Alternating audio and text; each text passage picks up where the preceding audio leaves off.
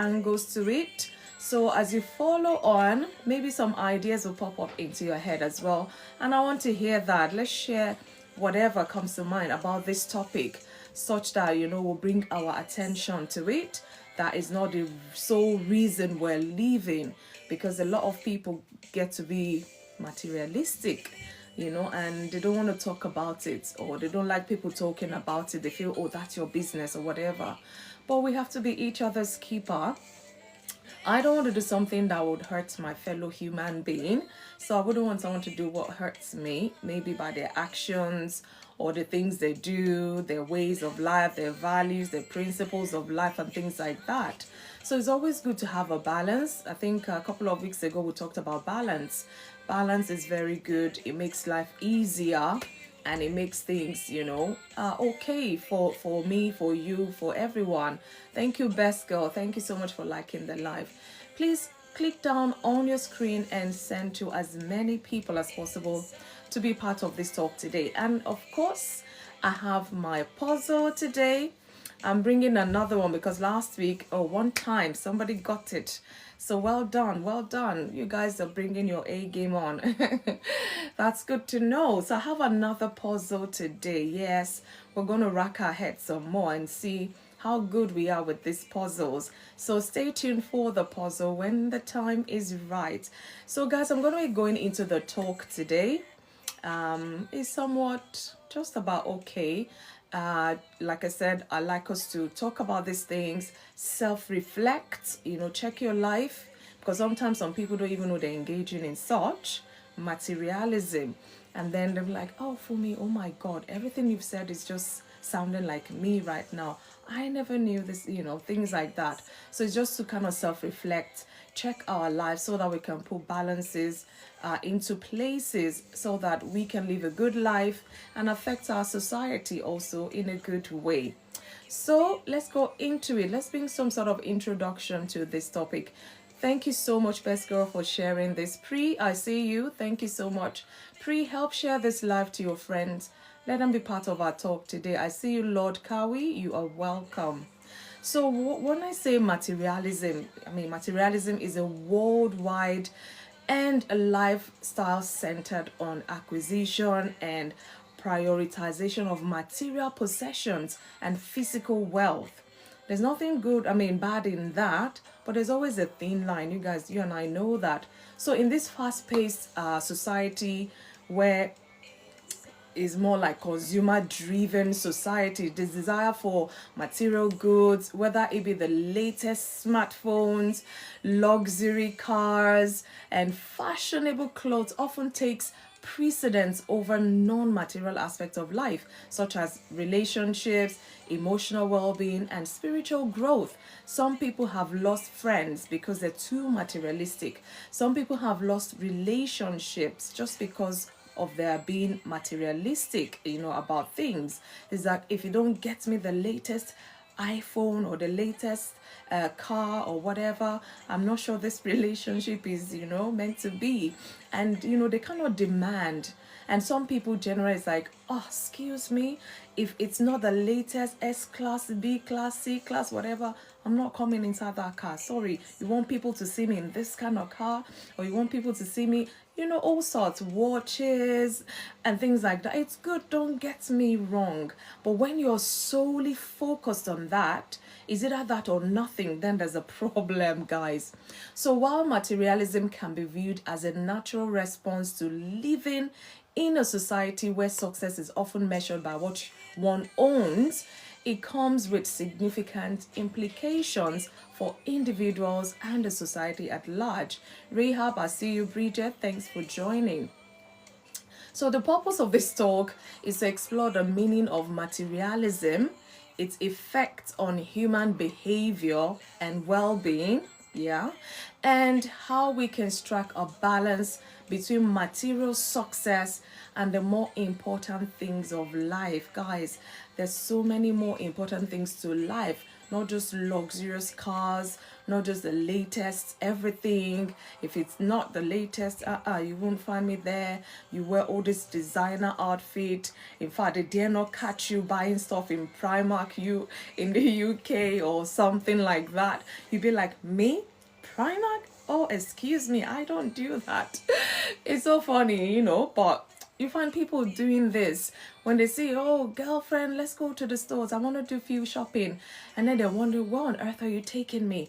Are we not going to the Gucci store? Are we not going to the, all that? And they're calling names, and your friend is wondering, hello?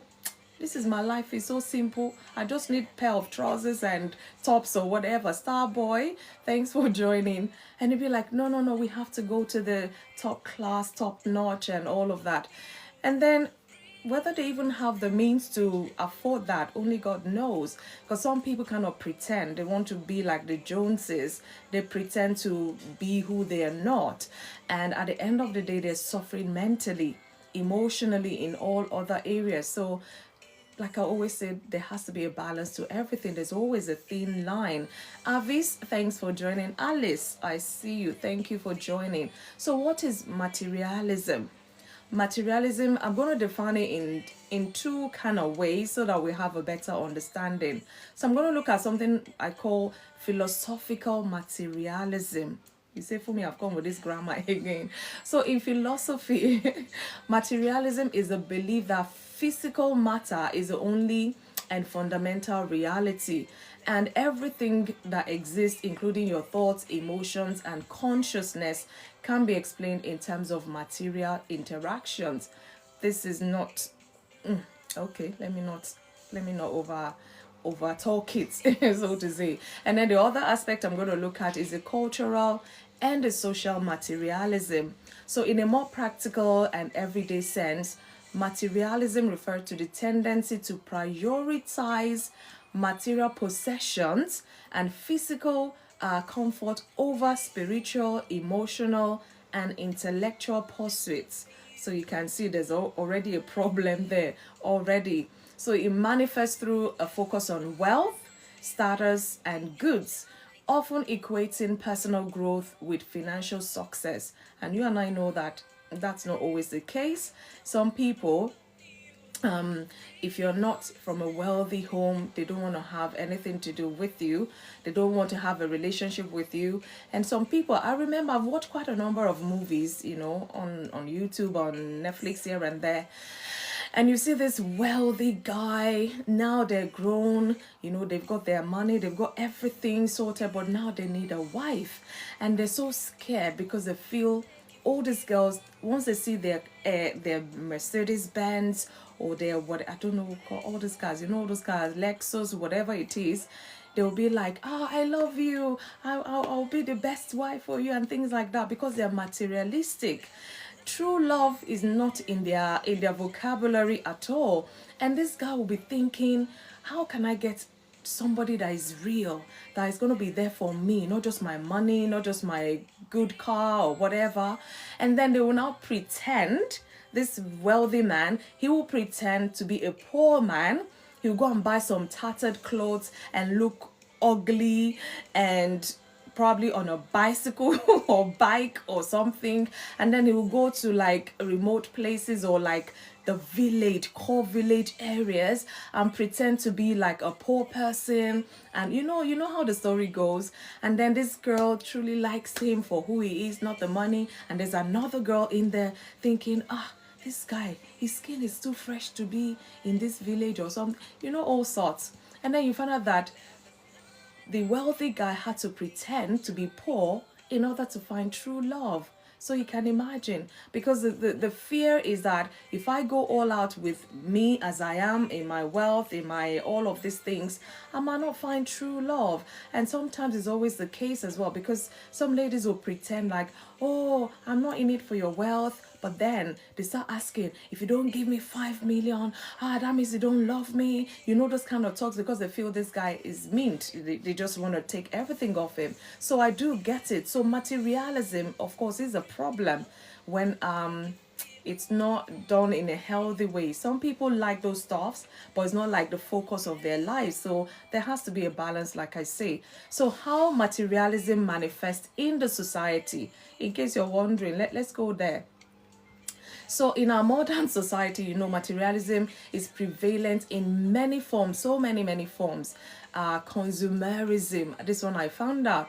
Marketing and advertising create an environment that encourages people to buy more, often equating to personal success and happiness with the accumulation of goods. So the society may look at you as a poor man driving your Beetle or your Nissan Micra or your small car, or just living life and being comfortable. The society will be like, you're not in town, you're not in vogue, you're outdated, you're this, you're that. And then you see like everybody's stepping up. You still have to step up, whether you can afford to or not. You put yourself in that bondage and you start chasing all this material stuff. If you don't have the latest phone, no, you're not going to use any other phone. If you don't have the latest designer outfits and things like that, you don't want to be caught up outside with anyone and things like that. So people tend to just focus on that. And of course the society,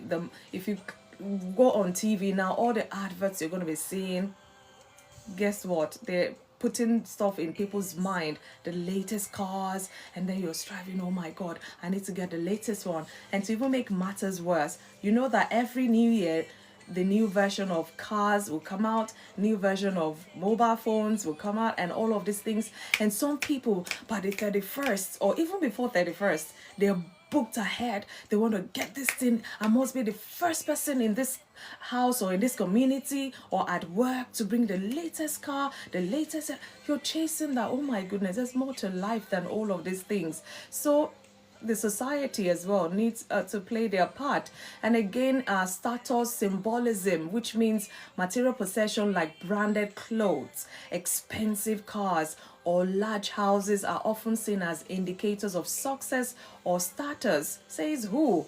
And this leading to people to pursue this as a measure of self-worth. Some people, as they say, they were born with silver spoon.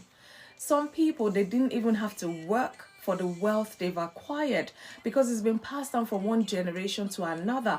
And then you're giving yourself headache. You're chasing after this person. You've seen them in this latest car. You want to go and get the latest car as well. You've seen them in this latest designer wear. You want to go and, hey, please, take it easy. Take it easy. That is not a measure of your self-worth at all.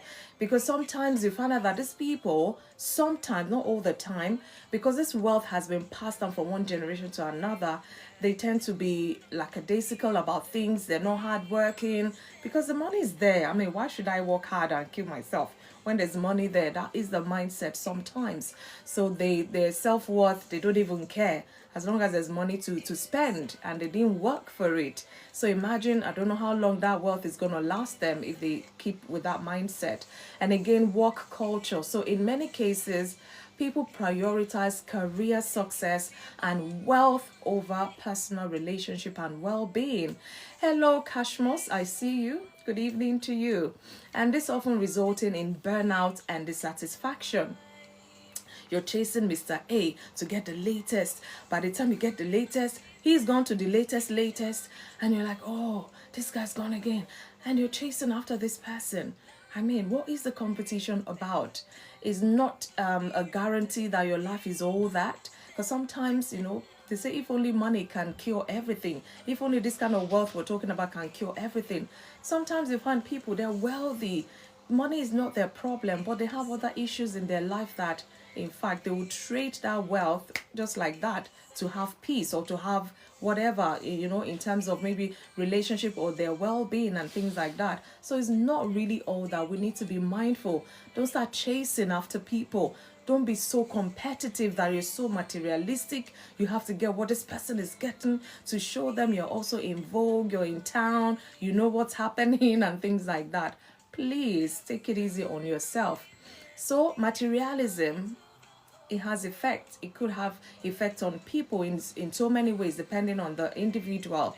So while materialism may affect short-term or can offer short-term satisfaction, it can lead to several negative consequences over time. It can lead to that. And one of the things we look at, the effect of materialism is impact on personal well-being. Materialism is linked to several mental and emotional health issues, stress and anxiety for one, constantly striving to accumulate more wealth. Yes, thank you so much, Pascal, for that.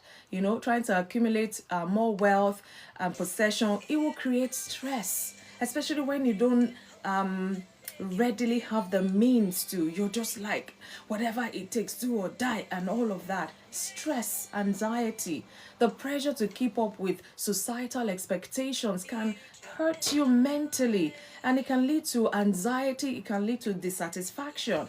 Because, okay, you've gotten this latest cloth or latest whatever, you feel satisfied for that moment, and then you turn and you see somebody wearing another latest, you're like, you haven't seen this, you start chasing. My goodness, give yourself peace of mind.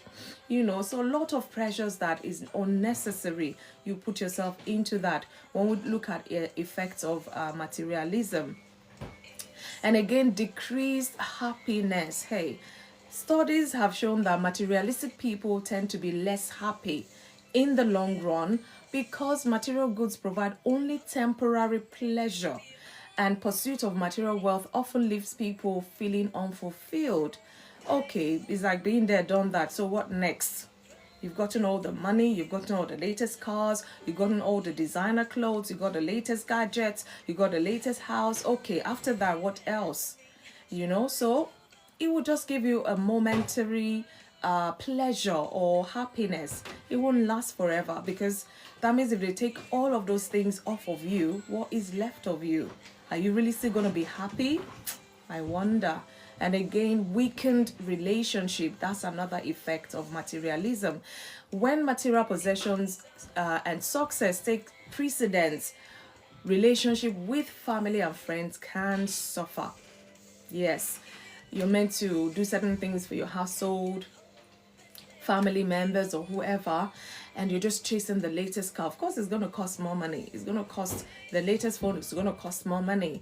And this money is meant for other things, and you're just putting it on these gadgets, on this thing. And, so it can strain that relationship with your families, with your friend. That relationship can suffer. So materialism often fosters self-centeredness, because you are the one chasing after this. It's not your family saying, by the ways, you haven't gotten the latest this, you haven't gotten the latest that. No, it's you chasing after this. And this can hinder empathy and connection with others. You really would care for the people around you. That is the effect of materialism. When you're so materialistic that all you're thinking is, that, the latest that. And yet your family is clamoring, oh, you're supposed to have done this. And yet they see you, say you don't have money. Oh, thank you so much. Thank you, best girl. You don't have money to do that. And then the next day they see you bringing the latest car into the house.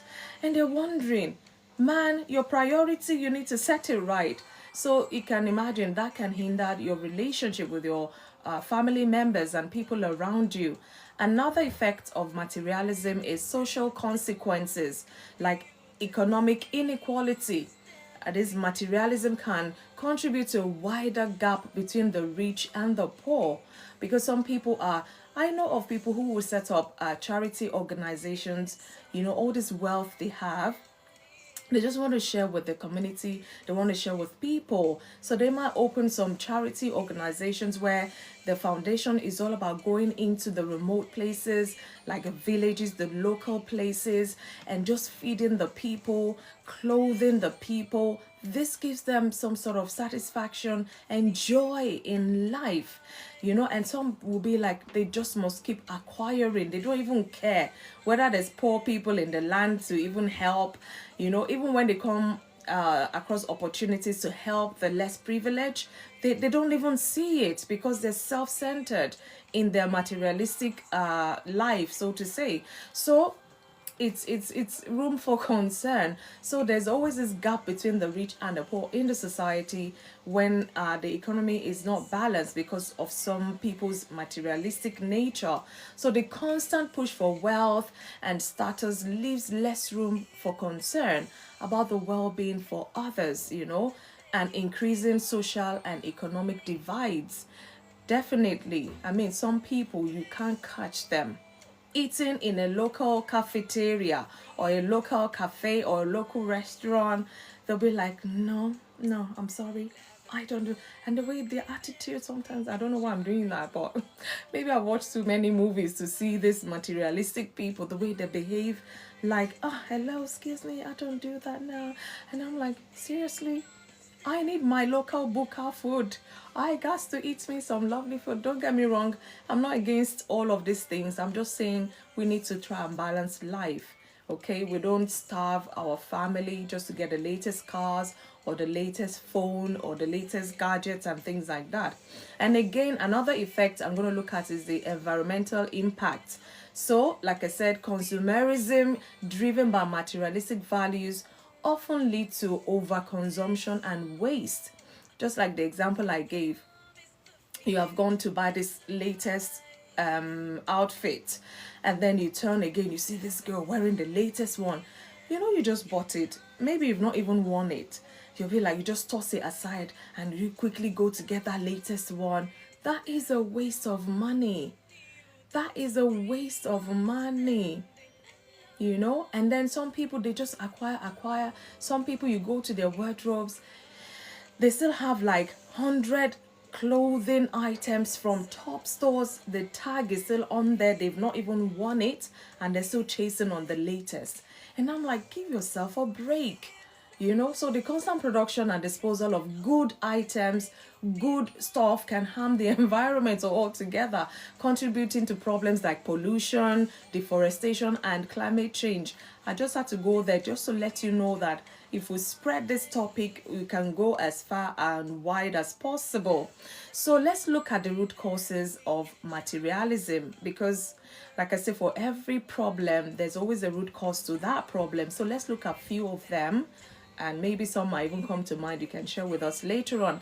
Best girl, thank you so much for liking the live. Guys, help share this live. Let's talk about these things. People tend to shy away from it, but you and I know that materialism is here to stay, is in our society. But in the midst of that, we still need to be safe. We need to balance things and not, and live healthily, so to say. So the root causes of materialism, several factors of course contribute to the rise of materialism in our society. So I'm just, like I said, I'm going to look at a few cultural influences like the media, advertisements you see, and popular culture often glamorize material success and wealth, shaping our aspirations and values. So you find out that the media is even dictating, because they're bringing all of the latest technology, the latest wares, the latest gadgets, the latest everything, and people are wondering, wow, oh, it's not so bad, I can afford that, and you get it, and before you know, they're bringing another latest thing. It's going to be constant like that. So for how long do you want to keep chasing after these things? So let's be mindful. It's not everything you see being advertised you have to get, really.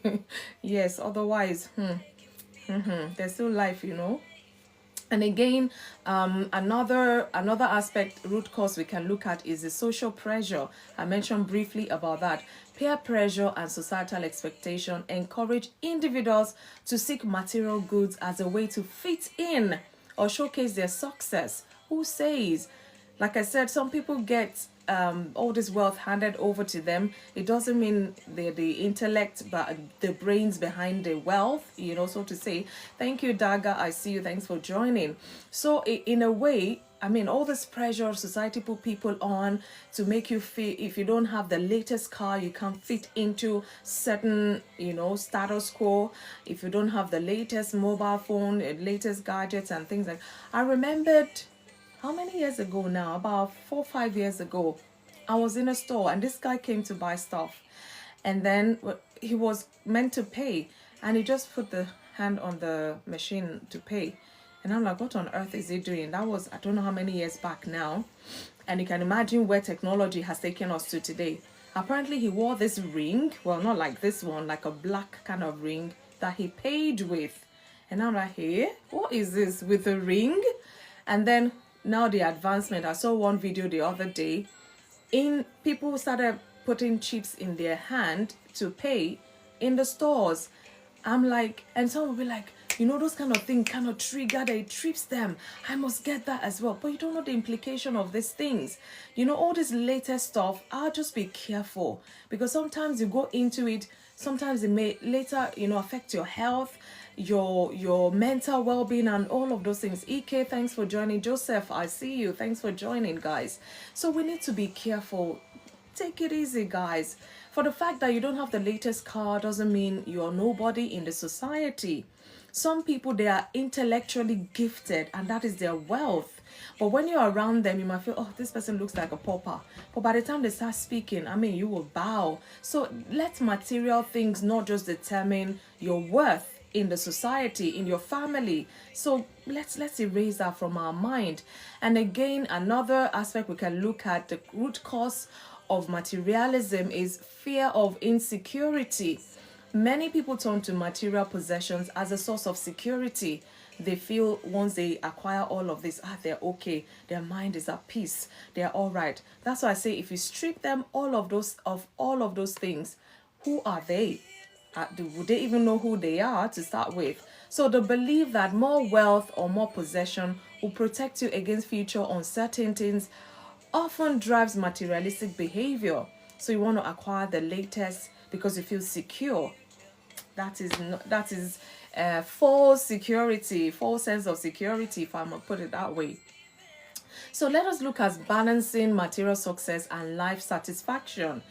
Balancing material success and life satisfaction, meaning material success is not going to give you life satisfaction. That's just it, period. Some people may say, Fumi, you don't know what you're talking about. I've got the latest house, I've got the latest this, and I'm satisfied with life. Are you really sure? All aspects of your life, you're satisfied? You're not cocky, you're not proud, you're not ignoring the less privileged and all of those things. Let's really self-reflect and, really be honest with ourselves. Thank you so much, Mary A. So while material success and wealth are not inherently bad, because I keep saying that it's not inherently bad, the key is to balance the pursuit and material goods with more meaningful aspects of life. So I'm going to share a few ways to cultivate a healthier relationship with materialism. Like I said, it's nice to have good things of life, don't get me wrong. But when that becomes your main focus, chasing after that, you ignore family, chasing after that, you ignore relationship, chasing after that, then there's a problem. So the first thing I'm going to look at in terms of balancing material success and life satisfaction is the shift focus from possession to experiences.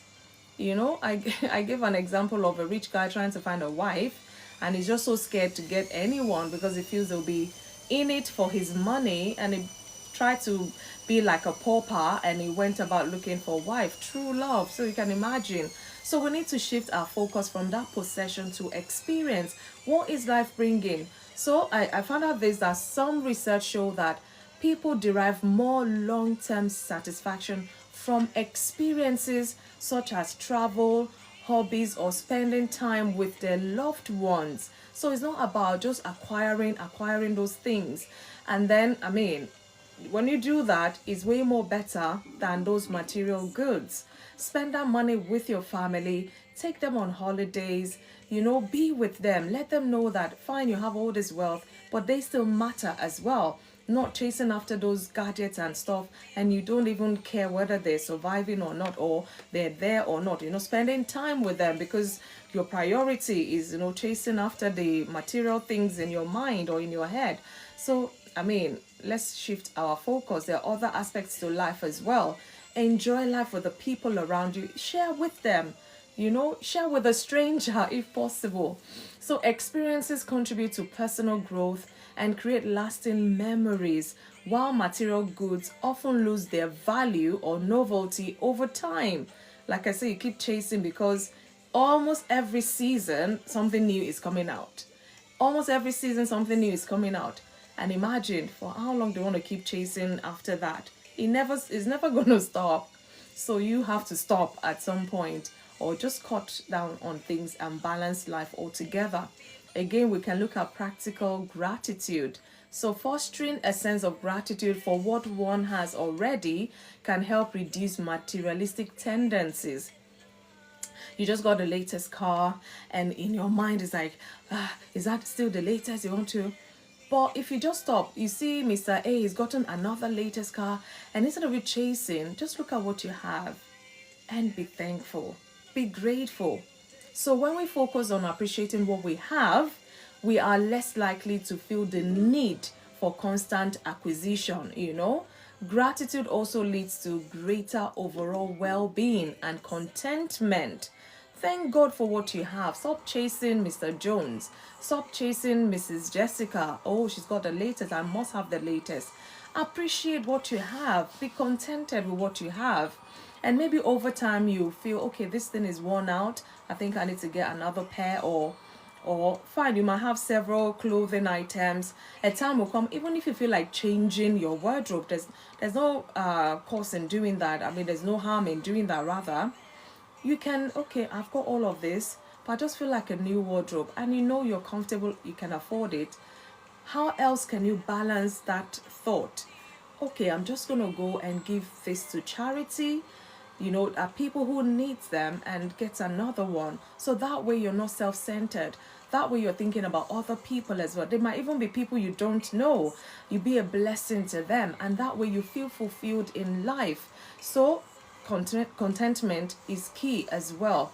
Then again, emphasize relationships over possessions. Some people will be like, they're so miserable, especially maybe it could be the man, it could be the woman in that relationship, and everybody's looking at them, oh, these people are wealthy, they're okay, they're happy. And then the man or the woman in that relationship, they're not happy because they're like, I want to spend time with my husband or my wife. They just keep throwing money at me.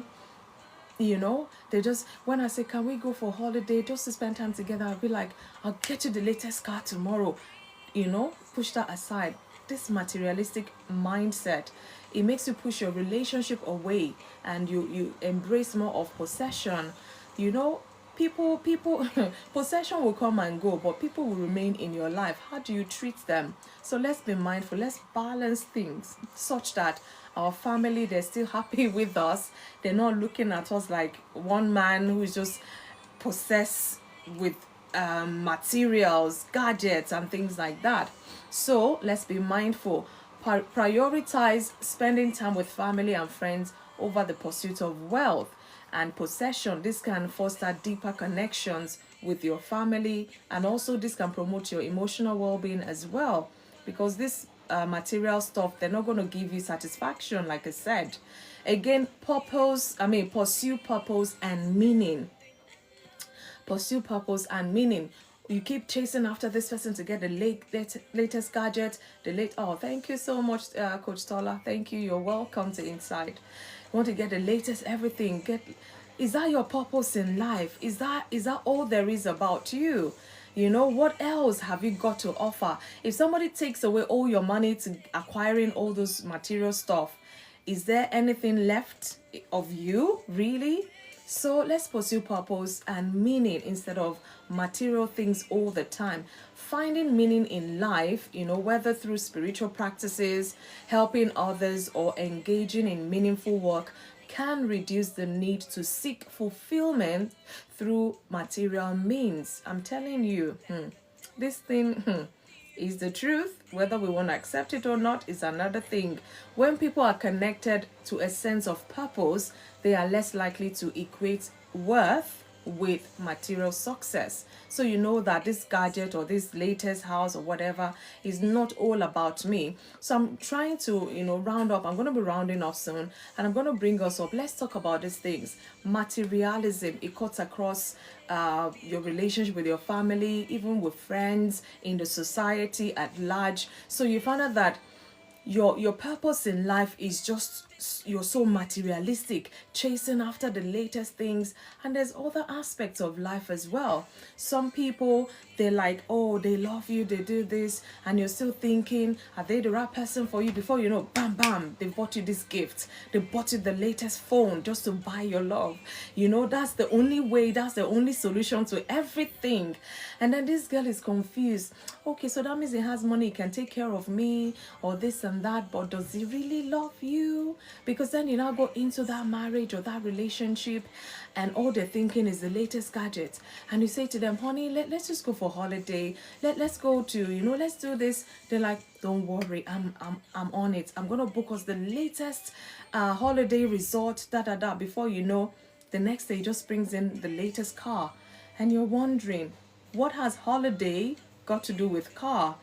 And then, because maybe at that time you're so happy, you have to show gratitude and all of that, there goes your holiday. And then the next time you come up with holiday again, they do something else. It's like they're just so materialistic in their solution thinking mentality. Everything is just materialistic. That's the solution to everything. Spending time with them, oh no. You want to spend time with me? I just transferred $1,000 into your account. Just go and do something. Is that going to equate with that bonding time? No. So we need to be mindful. There has to be balance. Like I say, all these things are not bad in itself, but it's what we do with them that makes it so bad. So materialism is a powerful force in our modern world, whether we believe it or not, but it can lead to negative consequences if not managed carefully. While material possessions and financial successes are a necessary part of life, they should not define our happiness or our self-worth. So by focusing on relationships, experiences, personal growth, and purpose, we can lead more fulfilling lives and resist the constant pressure to accumulate more, never satisfied. Oh my goodness. So the goal is not to reject material possessions, like I said, entirely, but to cultivate a mindset that values balance, contentment. Don't forget to drink something. Oh, me? Yuda? How are you? Good evening to you. So contentment and the things that truly matter. By doing so, we can live richer, more meaningful lives and contribute positively to the world around us. So even in that, you can still do some good. So this can help you kind of balance things. Like I said, or you have all this latest this, latest that, and you're even still craving for more. Yeah, if you have the means, it's okay, but balance it. How do you balance it? Give out to the needy. Give those things out to people who will need it, and then you can get more. You have room to put more, not just keep piling and piling and piling, and then your own wardrobe is more than enough to be a store on itself. Yeah, because I'm talking. Yeah, don't worry, I have my big bottle today, by the way. Look. I know, when you get into the talk, you just want to get it over with. Thank you so much, Yuda. Thank you. So one of the main reason of this talk today is to encourage us to kind of reflect on our relationship with material possessions and understand the long-term consequences of materialism. Fine, you're engaging in it. Is it going to give you that happiness you're looking for? Is it going to replace the place of a loved one, in your life? So those are things you need to consider.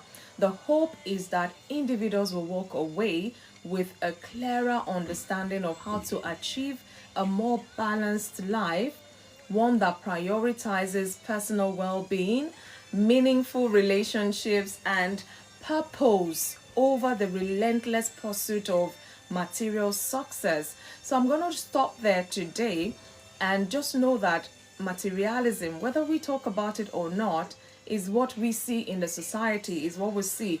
You and I probably know one or two people that this person, sometimes you think something is wrong up there. Because you've seen them with the latest car, and then in 3 weeks time, you see them with another car, and you're wondering, but I thought I saw you with that car. Oh, no, that's old. I just gotten, and you're thinking within the space of a month, they've gotten the latest, they've gotten that latest, for how long do you want to keep living life like that? So we need to be mindful It's not going to keep us happy forever because new things are always coming out. What happens when you cannot afford the latest thing at that time? What's going to happen? That means you're going to be miserable. That means everybody around you should just stay clear or what? So we need to be careful. There has to always be a balance to whatever we do. Thank you. Thank you so much, Kotola. Help click down on the screen and press send to all your friends. Let them be part of this talk. Thank you. Bringing hope and make you feel alright. Thank you so much for the likes. Oh wow. Okay. The promise, the future and life. Yay. So guys, that is my own talk for today. Like I said, I can't really cover all aspects of it, but I try to break it down as much as possible so we can have an understanding and we can come up and share. Materialism, is it good, is it bad? And one question that I just have for us today is being materialistic a necessity? Is being materialistic a necessity? I want to hear from us today. And don't forget, my puzzle is going to be coming soon. Very interesting one. So if you know the answer to the puzzle, you can come up and attempt it. I'm saving money for the new car that rarely run on water from Toyota that coming in 2026. Are you serious? Okay. Good luck with that endeavor. Good luck with that. Let me know when you get it, please. 2026, God sparing all our lives. Okay, so at least you're saving up. You're serious, Yuda. That's good. Okay, okay. Don't worry, I will do that maybe later on and see. So I see. And you have to go and train yourself how to ride it. Is it going to be a ride or how is it going to be like? I see. That's interesting. But by 2026, I bet something new will be out. Trust me, there's always something new every month, every year, every season. There's always something new. This one you're talking about, in 2026, it might just be an old thing. Who knows? See, that's why I'm like, when you keep chasing after chase after all these things, when do you stop? Because they never stop. Those things never stop. Those gadgets, it will never stop. The latest, they keep bringing out the latest cars, latest clothing items from Gucci everywhere. I'm not advertising anymore, but you guys know what I'm talking about. So guys, let's come up. Yeah, let's come up now. Send an invite. Let's talk about these things. Let's educate ourselves some more because I don't want to be the only one talking because I want to hear from you lot. I've shared my own perspective to it. I want to hear from you. Send an invite. Let's talk about these things. Being materialistic. Materialism. Is it a necessity? I want to find out from you. Coach Tyler, good evening. How are you? Good to see you again. Good evening. I'm fine, thank you. Welcome to Insight. I've got a bit Wow. of a sore throat, so my voice is a bit husky. We will manage. Hearing you alone, we're happy.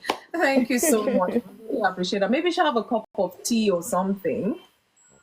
I have all my liquids beside me. Okay, that's good. Tea, water, pepper soup. Okay, pepper soup. Yeah, I can relate with that. Thank you so much for joining. I hope you've had a wonderful Monday so far. Yes, yes. Good. Yeah, I know you can't wait to share with us on this topic. We can't wait to hear from you as well. Materialism, being materialistic. My question is being materialistic a necessity? You can start off with that, or maybe other things that was coming to mind when I was giving my talk. You can share whichever one. Thank you. Materialism. Well, I was going to say it can't be a necessity because necessities, by their definition, means that things that you need to live. So, for instance, we talk about, housing and shelter being necessities. We talk about water being necessity, the air that we breathe being necessity. Yeah. So we cannot put materialism in the same category with those things. It's not a necessity. The reality is that materialism talks about luxury. You know, you want that latest phone, that latest gadget, that latest car, that designer clothes. It's not about covering your nakedness, you know. If you want to cover your nakedness, go down to Primark and get it cheap and cheerful. You know what I mean? Yeah. So, by its very definition, it is not a necessity. Okay. And I will even go a stretch further and Please. say it is very wasteful. Oh. Because, as for me, as a financial coach, I would say it's wasteful It is. because some of the people who want to follow these trends and want to follow this, they don't have any savings. They don't have any investment. They don't No. have any plans for their retirement. They are living Oh. on loans and credit cards. I mean, they're not prudent at So, all. exactly. So, I mean, they want to live a celebrity lifestyle without having a celebrity income. The Wow. celebrities that they are kind of following, the reality stars and all that, they have more than enough. Yeah. So for them, materialism doesn't mean anything because they've got billions of dollars. But for people who are doing a 9 to 5, who Oh. you're earning an income, and you want to be competing with the Kardashians, hello? God help you. Hello, it doesn't make any sense. So, until you have investment income that is like, let's say you have investment capital invested of like £1 million, Yeah. and it's only the profit out of that investment that you are taking and you are spending. If you like, spend it on, go and give snow to the Eskimo. As long as it is income that you're spending, not your capital, then it might make a little bit of sense. But if you don't have any investment in your name, you have no savings in your name, if you lost your job today, what will happen I in wonder. a month or 3 months? And then you're telling me you're buying designer, my friend Claire.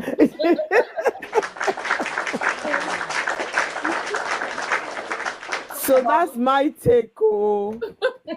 Thank you.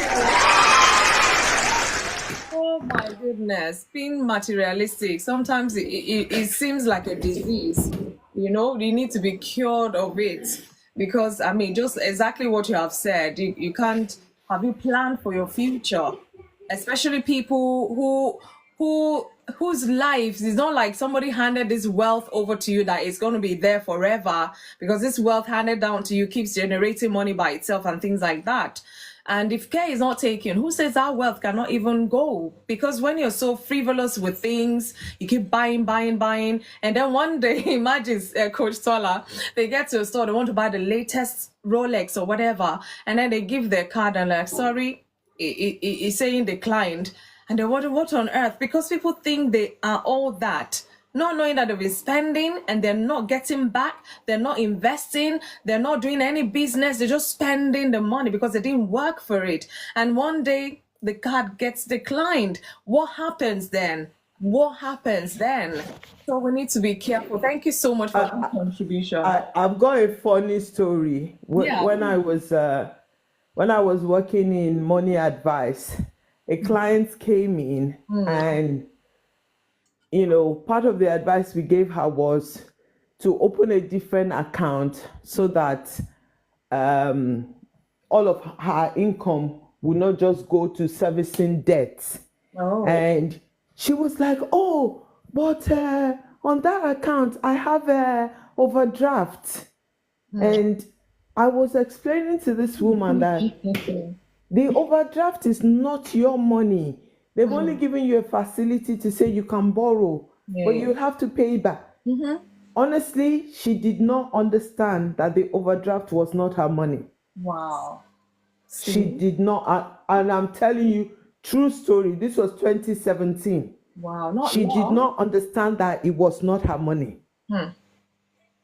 you know, and she struggled. She really, really struggled to let it go because she thought, she was like, oh, I can't survive without it. I said, it's not your money. Oh They will my take it back goodness. from your account. Oh my goodness. Yeah, yeah, true story. My people perish because they lack knowledge. You can Yes, imagine. so Hey, thank you for sharing that. I mean, somebody's probably listening in as well, and they're like, "What is Coach Tola talking about?" But that money, I have access to it. Be careful. You have access to that money. Is it your money? You will pay back every cent. Trust me. Thank you so much for adding that to it. So, Mary, how are you? Good evening to you. Before you fall asleep, let's hear from you, my dear. It's been a while. You know, the time differences sometimes, yeah, take a toll on such our life. Mary, are you there? Oh, I hope it's not a network issue. We don't want. Yeah, I can see. Okay, maybe I'll come to. Oh, she's just dropped off. I'll come to Babatunde. Babatunde, you're welcome to Insight. I'm not sure whether you're a regular, but it's nice having you here today. I want to hear your views about this topic today. Materialism. Is being materialistic a necessity? Let's talk about it, you know. Maybe it's Fumi that is talking her own now. Maybe this is a lifeline, or and I want to take it off of people or some. I don't know. Not sure what happened. Okay, send an invite, or let me see if I can see you there. Okay, let's see. So Babatunde, let's hear from you. You're welcome to Insight. Hey, thank you very much, Mary. For me, Yeah. yeah, it's my first time coming up here, so I'm kind of new. I think the Tola, the first speaker, has said it all. Materialism can be a very dangerous thing. But I have a little bit of a different perspective, right? For me, I think it's all about balance, right? The good things of this world are meant for us to enjoy, and that's something nobody can take away from us, right? So the way I try to balance, using myself as an example now, the way I try to balance it out is, if there is something I want, I should get it at least once. Because I don't want to keep having a sleepless night wondering how it would be like to own that thing. I remember the first time I came to North America, back in Nigeria, then strawberry was not a thing. Like, not everybody had strawberry, but then you see it on TV, it's looking all red, a little bit of green leaf on the side. So I kept wondering, what is this thing like? I want this thing. I want this thing. So when I got to North America, that was my first go-to. Instead of me to try one, I bought like packs of it. Oh my goodness. And then, just to satisfy myself, and then when I had one, I was surprised because the visual, what I had in my head, that this was what it was going to taste like, is different from it tastes like the regular guava that we have in Nigeria. I'm like, I was so disappointed, but at least I was able to fulfill that desire. So, borrowing from that, I would say that if there's a car, like that person was saying that he wants to buy a water car, Toyota water car, like get it at least once, but you cannot sustain your life on always getting stuff out, because then you become the product of these big companies, and what you are getting is not necessarily the product. You have now become the product. And like you said, what if when the down time in your life comes and you lose a job, and then you are so hooked on all this kind of stuff, you're setting yourself up for depression and all of that stuff. So we just need to find the balance. But again, I agree with what the first caller had said. That's very, very sound advice. Thank you. Thank you so much. I really appreciate that, you know. But then maybe that's just a craving. That's not being materialistic. You know, that example you gave, I was just thinking about it, because there's something called craving, something maybe you haven't tried before, you just tried it one time and, oh, okay, satisfied, and that's it. But now, imagine, now they've brought orange strawberry, they've brought strawberry, and you're chasing after that. You have to go again, you have to travel on an aircraft to even go and get it, and things like that. And by the time you're landing back at your own, sitting down to eating it, you're watching on TV again, another straw. I'm like, hello? So maybe that's the materialism in that example that we know that is not healthy. So cravings, yeah, we do, people do have cravings, but when you're talking about materialism, it's like without this thing, it's like life is not just what is supposed to be. And people get addicted, to gadgets. It could be gadgets, it could be designer clothes, it could be, yeah, guys, send an invite. Let's talk about these things here today. Some people is like before in fact they book ahead for certain things. It's a tradition with them, they book ahead. And I'm wondering, that one you just purchased is still there, there's nothing wrong with it. Why is it a necessity? That was asking, is it a necessity to get the latest one again? And then by the time you're acquiring the latest one, they're already booking for the next latest. And you're just like that.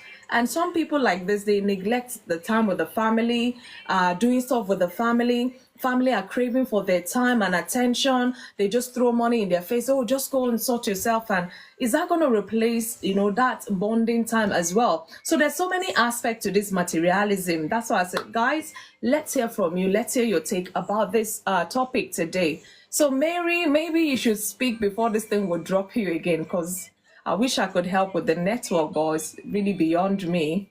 How are you? Thank you so much, Babatunde, for that contribution again. Mary, can you speak now? Let's try. It's been a while. I want to hear from you. Thank you, Eno, for joining. I imagine I was dozing already.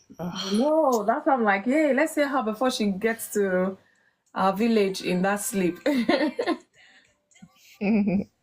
How are you? It's been a while. Yeah, it's been a while indeed. That's why today I pushed myself to be here. Oh, thank you. Thank you so much. Yeah, I don't know Yeah, what to just wanted say to. on this topic today, because I know, definitely you'll have something to say. Yeah. Thank you. I don't know. I didn't even follow through whatever the conversation is about. Yeah, But I think I had we're to talking pitch. about materialism, as in people being materialistic. Do we think being materialistic is a necessity? Okay. To me, it's not, Oh, but it all depends. I think I okay. need to agree with is it Babatunde on the point of balancing. Yeah, okay. Okay, it all depends at the level that you're in. Okay. Yeah, but if you feel like whatever you're doing, you're just following through whatever the other people are doing, and you're not able to balance with your pockets and everything that you have, I think that's not healthy.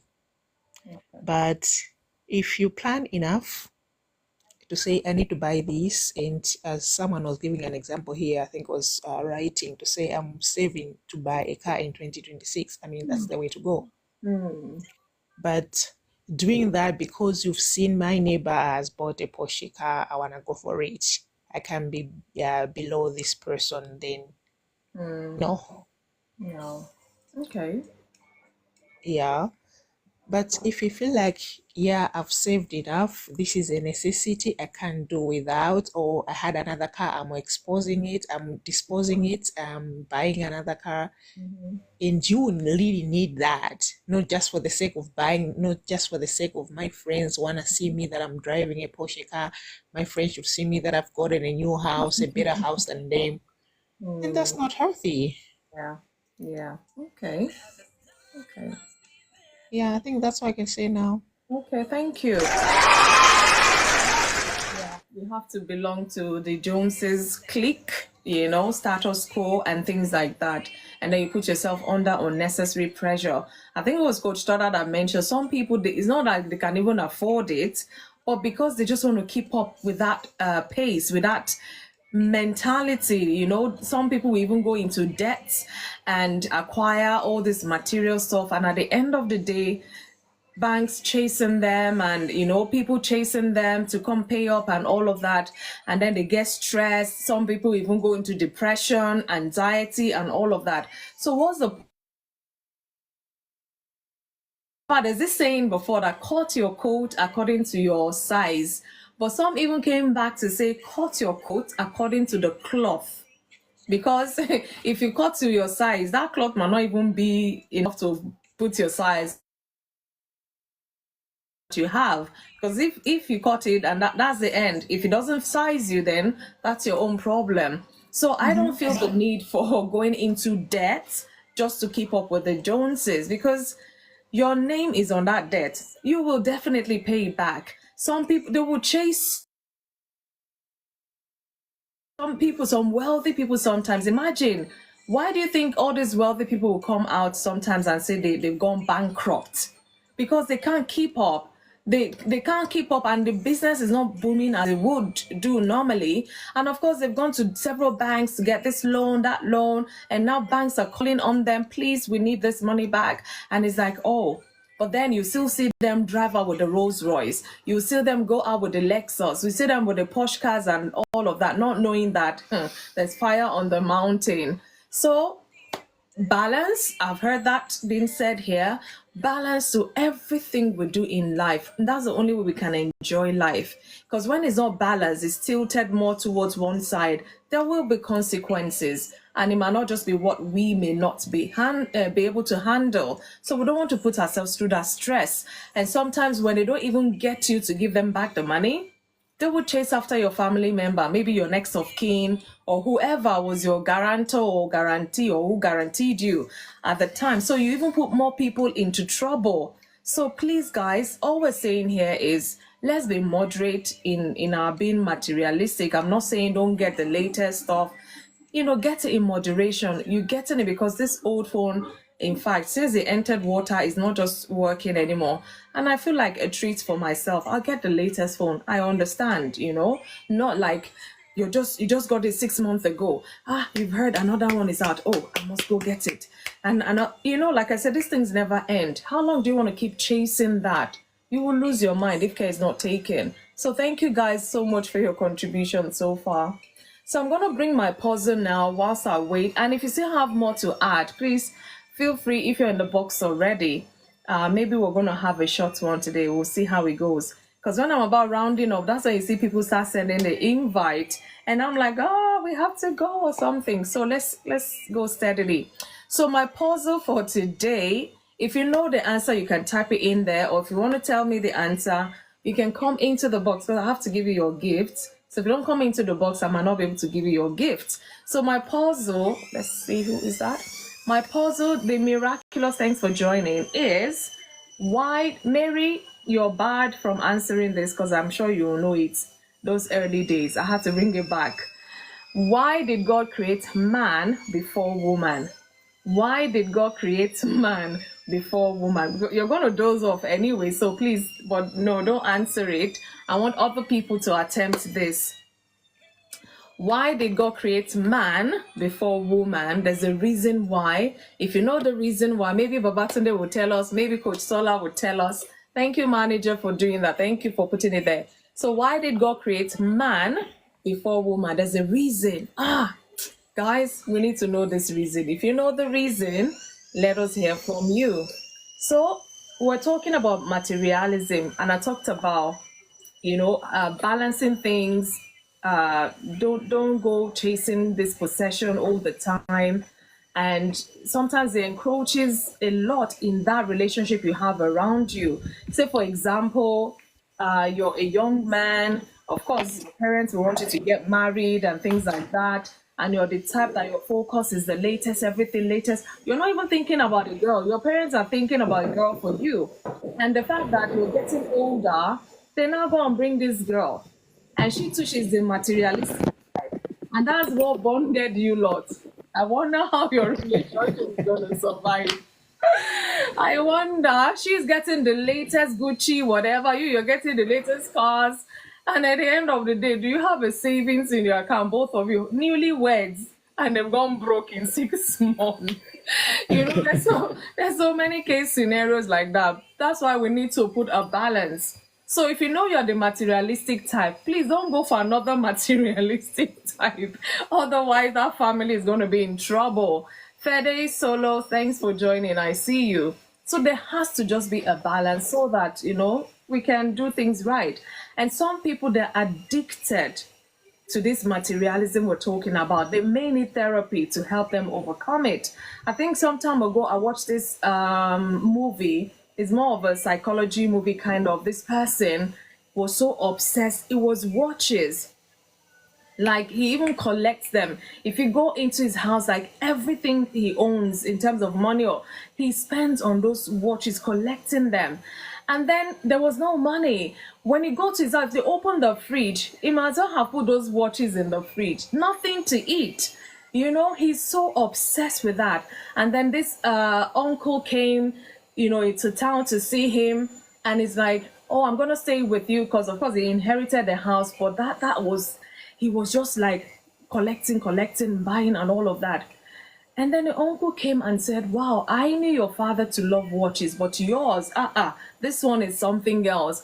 It's like, was even asking the uncle if uncle knows where to get the latest Rolex. And the uncle feels like, no, something is wrong with you here. Opens the fridge, nothing, one dead bottle of milk that you can't even drink. God knows how many years it's been in the fridge. And it looks so tattered and all of that. Imagine if somebody were to raid that house. Imagine the millions of dollars or whatever they're going to get from those wristwatches. So that is something else, to the point that they're not feeding right. They're not looking after themselves. So you can imagine some people are in such situation. It shouldn't be. It shouldn't be a way of life. If you sold one wristwatch, is enough to buy a car. If you sold one wristwatch, is enough to buy, you know, whatever. But this man chooses to just be chasing after that, starving himself, looking tattered. If he goes out on the street, nobody will even look at him twice, not knowing that he's so rich in it all.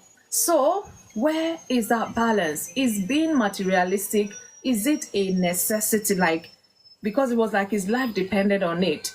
I mean, you can't eat wristwatches. You have to just say, I'm looking at them, or what, I don't know what pleasure, you know, that person derives in that. So what is your own? What is my own? I'm asking myself as I'm asking you. Yours might not be collecting watches. Yours can just be cars.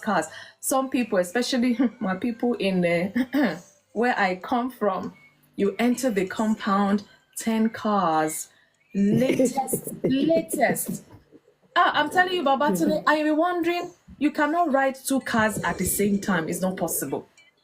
Some of those cars, they never even get to ride it before they change it again. And I'm like, are you okay? Are you okay? I don't understand. Maybe it's the world or the way I was brought up, or maybe it's my own world that I don't know. For me, maybe you're too cheap, or so I don't know. Maybe because I can't imagine my house now. I have 6 cars. To what end? Because I'm going to be paying insurance, you know, this side of the world, you know, you can't mess with those things. Pay insurance, road tax, MOT, this and that, and all of that. If anything happens, you know how much it's going to cost to fix them as well. I'll be, am I okay? Please, am I okay? That's the question I'll be asking myself, you know. And even if I get a car for every single person living in my household, are we okay? That's the question. For me, if I can chip in, I have noticed a trend now. I don't know whether that would qualify as materialism, where, you know, initially people who buy a lot of cars will literally build in their compound, they'll build this covering where they park the cars underneath. So they have like 5, 6 cars parked under there. But now I've noticed this trend where these cars are now parked literally in the living room. So they have like designer cars in their living room. They have like power bikes in their living room. I sent a couple of videos of some, you know, Nigerian senators doing the same thing. As Living well as, room. yeah, it's not in the living room. So maybe the trend at some point in the future will be all these things will now be in the bedroom. We don't know. But does that qualify as materialism? And that these are exotic vehicles. I'm hearing this for the first time. I'm trying to picture it. You know, I'm a picture thinking person, but I can't. Sister T, please help me. I can't. You I see, can't. I know some people have talked about balance, and I agree with balance 100%. You know, one of the things we need to look at is, affordability. Can I afford it? And you see, some of those people, they can't afford it. That's one way of testing it. That's serious. Number 2, do I actually need it? You know, why am I purchasing this thing?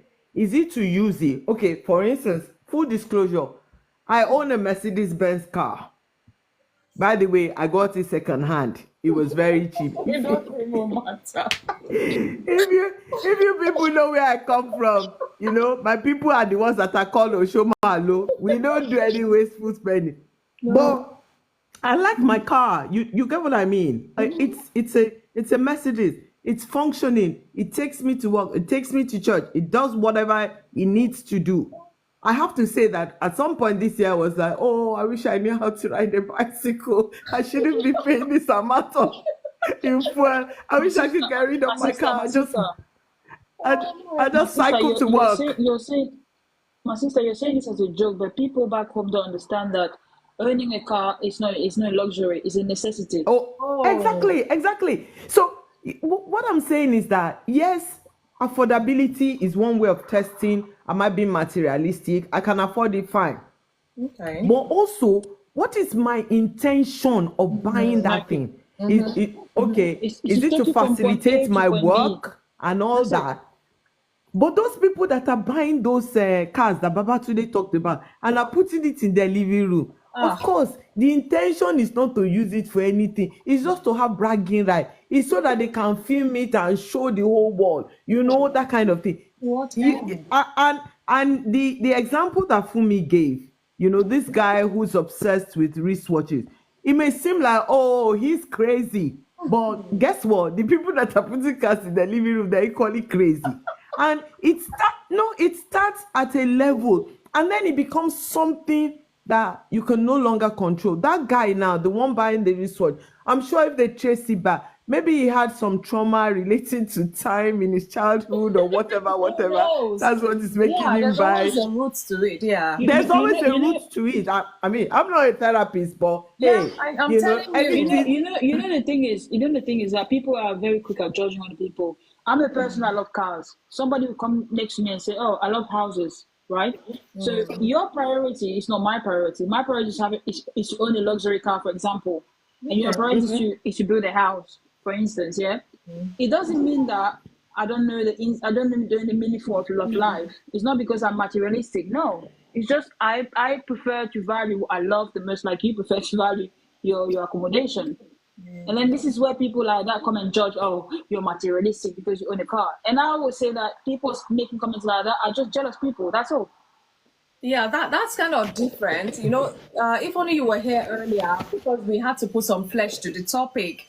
When we're talking about that materialism, like, for example, you love this new car or Porsche car, whatever it is, and then you can't wait for the latest one to come out. You're waiting. You have to fill form. And as you're filling form, they're booking it for you, and it's coming in, and they say, oh, don't worry, the 2026 model is... You're like, please, put me there. You're crazy. It's like, no, I mean, if you get what I mean. Or you're buying it on credit simply because you must have it. Your neighbor has it, and you must have the one. There was... This is not cars. This was Christmas decoration. There was war between two neighbors. I'm serious. So the local paper had to record it. This was in Enfield in North London. I remember now. Wow. This one started with a snowman and kiniko. The other one was like, oh, I'm going to get a bigger snowman. She got a bigger snowman. This one said, hey, she got a snowman. I'm going to get a train rolling tracks around the kiniko. That one said, I'm going to...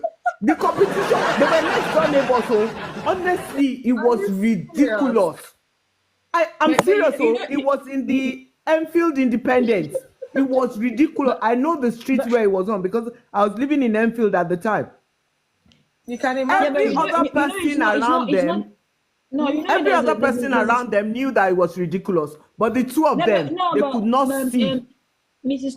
Tola, you know the thing is, people don't do it always for competition. People sometimes do it, like especially the Christmas thing. They end up on the news to have the most awesome. No, this Christmas one thing. is not healthy. No, this one is silly. No. No, they were competing against each other. If this one puts a new piece of light, the other one will go and get a bigger light. No. It ended up looking ridiculous. Decoration that was meant to be beautiful and attractive, it It was just ridiculous. Yeah, that's why you find it attractive, because you saw the bigger one, didn't you? You say? I said she realized which one was bigger. That's the point. To be attractive, What they was do that the to be purpose of attractive. that? Exactly. What was the purpose of That's what that? I'm trying to say. That's what I'm trying to say. That some people do that so that they end up on the news to be the person who has the biggest Christmas decorations. But To that's me not personally, the I feel like it's a waste of narrative. money. That's not the narrative. Look, I've seen people who spend thousands of pounds on fireworks. Why? Why? Why? Seriously. Like, they only do it because obviously, they want to be the people that have the biggest something in life. I think that's the whole purpose. Earlier you talked about somebody liking house, somebody liking car, and you see, in fact, you were talking to me directly. Yeah. I want to own houses. Why do I want to own houses? Because I can rent it out and get an income out of it. So I want to have mindset. a portfolio of properties. But there's a reason for it. It's not just I'm going to have properties for the sake of having properties. Am I going to live in more than one property? There must be a reasoning behind it. My sister, what I meant by that, it was just an example to say. No, I know. Have different of course priorities I know. now. Of course I know. But I'm just saying it was a good example. Okay. So I think the mindset behind that action is what we really need to look at. We're not judging people, but I mean, just to be healthy. Because these people, like those women with this Christmas decoration, they're having sleepless nights. You might not just be in their houses to know. Because it's like, peeping, what else have they put? I'm going to double it. What I mean, that's... My sister, only Oyibo people do things like this. Because we don't have that kind of money. I'm sorry. I mean, imagine, it's Christmas time, you still have to buy gifts and whatever for your family members. So imagine the money you're supposed to spend buying gifts for them. You're spending on decoration because of that neighbor. You will show them that you are the latest person. So it's part of this materialism. That's why I told you that it's only Oyibo people that can do the kind of things. So you mean Jane, if you and I are neighbors and Christmas comes and I do that, you will not be tempted. Me? I'll be walking out smiling and stuff when I'm going to my shift. I beg. I don't have that kind of money. You see my people back home are waiting for me to spend money. You asked me to spend money on board. It sounds lighting stuff. Well, these are things we're talking about. It might sound subtle. It might sound like it's not, and it's not gadgets or what have you. But these are things we're talking about. For the fact that the Joneses are doing it does not mean I should go and break my back in order to do it. If I do it, who's gonna mark me for what? To what end, really? And some people, maybe like we said, their upbringing or their childhood days, certain things were missing or certain things they lacked. And now they're older. They're like, I earned my money. I'm going to keep getting that and all of that. Say, for example, this guy that was collecting wristwatch. I told you the father loves wristwatches as well. Maybe the price-possessed one, he would want to touch. The father would chase him away. You don't know how much this thing costs? Get away from here. The man will polish it and put it in a show glass. And the guy is like, when I grow up, I'm going to collect. So it could be anything that triggered that. Absolutely. And such a person needs help. For me, I always say to my brothers and sisters, don't look over what the people are born here do. I beg. They have their own backup. Sometimes you see 18 years old, she's driving a big BMW. You yourself, you're going to buy a BMW. Why? When your family back home is struggling to eat. No, we need to keep our own standard. Buy, like Tola said, you buy a car that will take you from point A to point B. That's it. Forget about the rest. When you get to a point in your life when you can afford to buy a luxury car, do so. But I mean, I don't know. I've been living in this country for 11 years now. It has never crossed my head to even think, let me go and buy a Porsche. Maybe people will think I'm rich. What for? I have my small Nissan here. That is you, Jane. That is you. That's it. Some people, that's the breath they take in. I'm telling you. They dare not hear latest what? Some people is gadgets. When you get to the house, gadgets upon gadgets, spending money, and then you would ask them, these gadgets, how many do you use in a day? No, but when you ask them, they're gonna say you're jealous, though. Ah, see, that's the mindset. Mrs. Tola. I was watching a TikTok the other day. A guy was doing like a poll thing about the kind of cars that we African people buy, and then he came across Mercedes. People were like, "Oh, the aunties have Mercedes." Because you mentioned that you have a Mercedes, I just want to say that to people here that having a Mercedes is not a big thing. As in, you buying a Mercedes doesn't mean that you want to be materialistic. You prefer Mercedes; it's your choice. Like Yeah. anybody can prefer any car make. You owning Mercedes doesn't mean anything. Like, no, I'm not trying to insult you. I'm just trying to say that Yeah. the fact that you chose Mercedes because it's your choice, not because you wanted to show that, oh, I'm materialistic and all that. Do you know what I mean? Yeah. So, yeah. Yeah. But Babatunde, you wanted to say something. Yeah, I've been thinking. Like I said, I like to think outside of the box a lot. And I'm not sure if the word materialistic is the word that is doing justice to this thing, because we all have different wants. Okay. And I think nature itself hates when someone is trying to accumulate. It really doesn't matter what that person is accumulating. So, for example, let's take Fumi for instance. You're in the UK. When it comes to the transport sector in the UK, Fumi has like $1 billion worth of investment. When it comes to agriculture, Fumi has another $1 billion worth of pounds worth of investment. When it comes to this, so Fumi literally in the UK is like the Dangote in Nigeria, where you have everything and Amen. everywhere. Amen. Now, you will find out that Same prayer, people, same prayer. yeah, you will find out that people will naturally begin to hate you, because it will now be like, oh, Fumi wants to buy everything in the land. The way I'm thinking now is, can we now say that Fumi is unable to stop? So the word materialistic might not do justice to some of these things. Like some people it's cars, some people it's watches, but for a lot of ladies it's wigs, shoes. I mean, some ladies have walk-in closets that you can walk as far as 5 meters before you go around the walk-in closet. Whereas some people just have like 3 shirts and 2 shoes, right? So it's the balance thing, but I'm not sure. I'm trying to think, is materialistic or materialism the word for this thing? Because we all have different wants and desires. Some people, I know people who will spend their last dime. They will even go and borrow money just to travel. They want to go to all the countries in the world. They want to do it 3 times. Oh, somebody has done it 3 times. I want to do it 5 times. What is the word that qualifies this thing that you're trying to talk It's about? I'm still not the sure if it's same materialism. thing, you know. That's Babatunde. the exact same thing Can I I said can in the I jump beginning. in? Yes. Okay. Please feel free.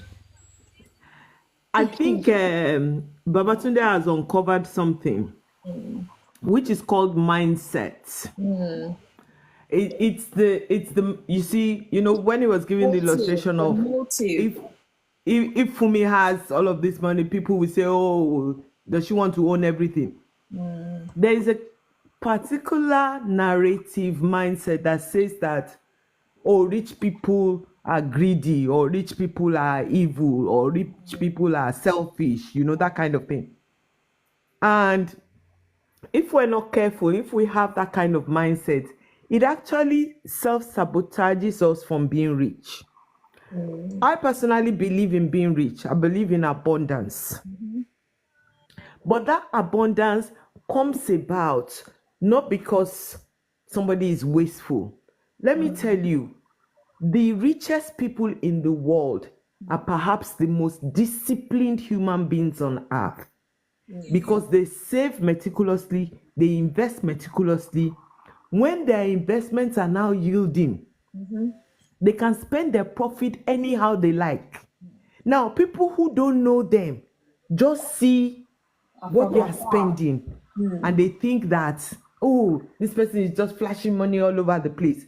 When the guy was making his money, you did not know about it then. So Nobody was there. mindset is a very important thing that we must pay attention to. Yeah. The reason why we're doing what we're doing, it's true we have needs, and the needs are the ones that are the necessities. Then we have our wants, something that I would love to do. I love to travel. There was something else that somebody was saying, and I thought I was going to say, oh, I want that. Yeah. It was Mama today. He talked about walking closet. I would like to have a walking closet. Thank you very much. Oh, wow. But it's a want. It's a want. It's not a need. I have a wardrobe right now and all of that. But I would like to have a room dedicated to all my stuff and arranged properly, and you know what I mean. Yeah. That's a want. I'm not going to borrow to do that. If I have the money, I will do it. Of I'm not course. going to borrow to do it. I'm not going to be on credit or overdraft just to make that want come to pass. So we all have our needs and our want. If it is the, the comfort or the convenience that you have to, and when I say walking closet, it's not like, I saw one recently. I think it's somebody, Okoya. And I was like, what on earth? It's like a You house know, on its own. It was like a house on its own. The bags in there can buy my house. Oh, The wow. bags alone. Hey, Lord of mercy. No, that's not what I'm talking about. I'm just talking about, an enclosure that I can walk with all my junks and my rags, and I can arrange it properly, and I can reach out to grab what I want when I need it. Just the convenience of it, So there are needs, there are wants, but the underlying factor is what's Motive. the reason behind it? What's the motive? What's the mindset? Yeah. I think Mr. Babatunde was trying to. I think he just answered your question, the one you just asked now. What you think is a need is not necessarily a need to anybody else. What you think is a necessity is not a necessity to everybody else. Like, I could like vegetables because I don't know if that's a good example, but I could like cars. Like I took an example earlier on. Liking car for me is my want, for example. For you is a necessity, but then you're gonna come in front of me and be, oh, why do you like that? It's a necessity, but it's my want. So I think it's a very subjective subject, to be honest. Like if I struggle all my life and I become a millionaire tomorrow, and I love cars, I buy cars, I put in my my garage, and I start filming it, it's not because I want to show off. It's because I'm proud of myself. As long as you don't put it in the living room. Regardless of where you put it, even if you put it in the living room, you show it because you're proud of yourself. But then you have people who are jealous, who don't believe in like hard work, who think, oh, you're just showing off. I'm not showing off. I'm just showing the rewards of my hard work. But then they're not gonna see the fact that you worked hard to have a car that will sit in your living room, for example. That's what I'm trying to say. I hear you, Jane, but the mindset, because I don't know, we all come from different worlds, yeah? Just like you said, my want could be your need could be my want. I understand that. But when we are talking about being materialistic, it's like going overboard what is meant to be normal. For example, like you said, now I've worked so hard. Now I can afford this latest car or whatever. That is the motive Coach Tola was talking about, the motive behind it. I go get myself the latest car does not mean I'm materialistic. And it doesn't mean people will still not be jealous of me. So I've gone to get that. Now I can afford it. I've gotten this latest car. Exactly. I'm riding, I'm feeling good. And then I'm thinking, I need to get the very next one. And then before you know, because this thing is like kind of an addiction. And I know that thinking to go and get another latest car is not a necessity. Do you understand? Wait. One question I got For me, if I can chop in, I got a some question people for you. get the same thing and they just say, I want a different color. Oh, I want 3 different colors. I want the rainbow colors Let me ask you a of the question. same Let me ask you a thing. question. Mama Tunde, that is a necessity. Let me ask you a question, Mrs. Funmi. Yeah, go When you ahead. say mindset, do you mean mindset of the viewers or yourself? Every individual, their mindset to what they're doing. So, but okay, Tola, when you say mindset of myself, how do you know my mindset? That's If I what don't I'm know saying. that. No. I wouldn't know that. Okay, because I earned the latest car, you judge my mindset. No. No. Mindset is my own judgment of myself. Doing that. Yeah, but how do you know their judgment? That's the No, question. You I don't don't know know them. anybody's judgment. I'm just saying that Exactly. You don't know them. But why would you say my that is own their mindset? mindset. No, no, no. My own mindset is my own assessment of what I need to do. You know. So okay, my car is functional. That's fine. Yeah, But but if that's I not that start no, pushing my, that's not the question I asked. The question I asked is the what's your question question? I asked the question I asked is that when you're talking about mindset, are you talking about mindset of the person is buying or the person is viewing Okay, can what I you answer your bought? question? Yeah, go on. Yeah. Can I answer? So when I'm talking about mindset, it's of the person. Yeah.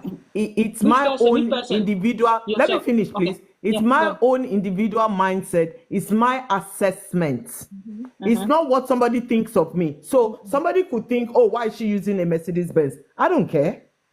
Oh, You get what I mean? I yeah, really but do not in care. that So case, we agree the fact that the mindset is the person is viewing you, not you yourself, right? Yeah. Okay, then that's what I'm trying Jane, to say. Jane, if I can That's why I asked the comment, I question. think I I'm think trying. I would say mindset in terms of geography. So, for example, everybody who lives in the UK, right? It doesn't matter whether you're white, black, brown, or whatever color you are. All of you share the same sentiment on certain things. So, for example, I believe everybody will react the same way if you were to go to, if all of everybody in the UK were to visit Fumi's house and she lives in a, let's say, 3-bedroom apartment, and then you see like 50 cars, Porsche, parked in front of Fumi's, on Fumi Street, and every of those cars, Fumi owns them. I think everybody, irrespective of whether you're white, black, you all react the same way, like, what's she doing with No, all no, of no, this? no, no, no, no, no, no, No, not no, everybody will no, react no, the no, same no. way. I'm You sorry, no. have to be I'm sorry, real I wouldn't. here. I wouldn't. I wouldn't because you don't know people's condition. You cannot judge people based on what you see. Oh How about the no. fact that she got those cars on finance and then she's in debt? Would you judge her? No, not everybody will react the same way, actually. Because And that's even in the UK, there are people who will buy the latest BM, the latest Mercedes, the latest whatever on finance, on credit. Some have justifiable reasons for it. They believe yeah. that, okay, a brand new car it's more durable, it's more fuel efficient, it's more this, it's more that. All They right. justify that. Whereas some other people will buy second hand because that's what they can afford. Yeah, yeah, So of course. not everybody thinks the same way in the UK. No, no, no. Exactly. That's not a No, correct I was just statement. answering because he said, "Oh, we all think the same thing." Look, the other day Yeah, I'm I answering went to my Babatunde as friend. well. I went to my friend's house. She lives in a council house. I'm telling you, I drove into that. I've got a Nissan. I drove into that car park. All I could see BMW, Audis, Yeah, Mercedes. At yeah. least Same. 2020. My hey man, I work full time. I even started questioning myself like, how about I should go and start asking the council to give me a house because I'm not here. I mean, that's what Tola was trying to tell Mr. Babatunde that we don't have the same mindset. We don't have the same. I mean, we don't think the At same. all. You'll be I'm not. surprised. You'll be surprised. You know the amount of people that are willing to pay £1,000 every month for a car just for people to see that they have the latest car. Trust me. There was a time a friend of mine, Even Oyibo people there. we were going for somebody's book launch. She had a car, I had a car, but she was like, oh no, we need to go and borrow a car to take to this book launch. I said, what's wrong with your car? She said, Mileage. no. The kind of place that we are going to, you have to go with a particular guy. I was like, and this person is my friend. I thought we have the same kind of mindset. I looked at her and said, are you okay? You have a car, I have a car. If you can't take my own raggedy car, let's take your own is still looking better. She said, no. My sister, some of them even cry of mileage. That's how you know that they're on finance. She said her brother has a posh looking BMW. That's the one we should take.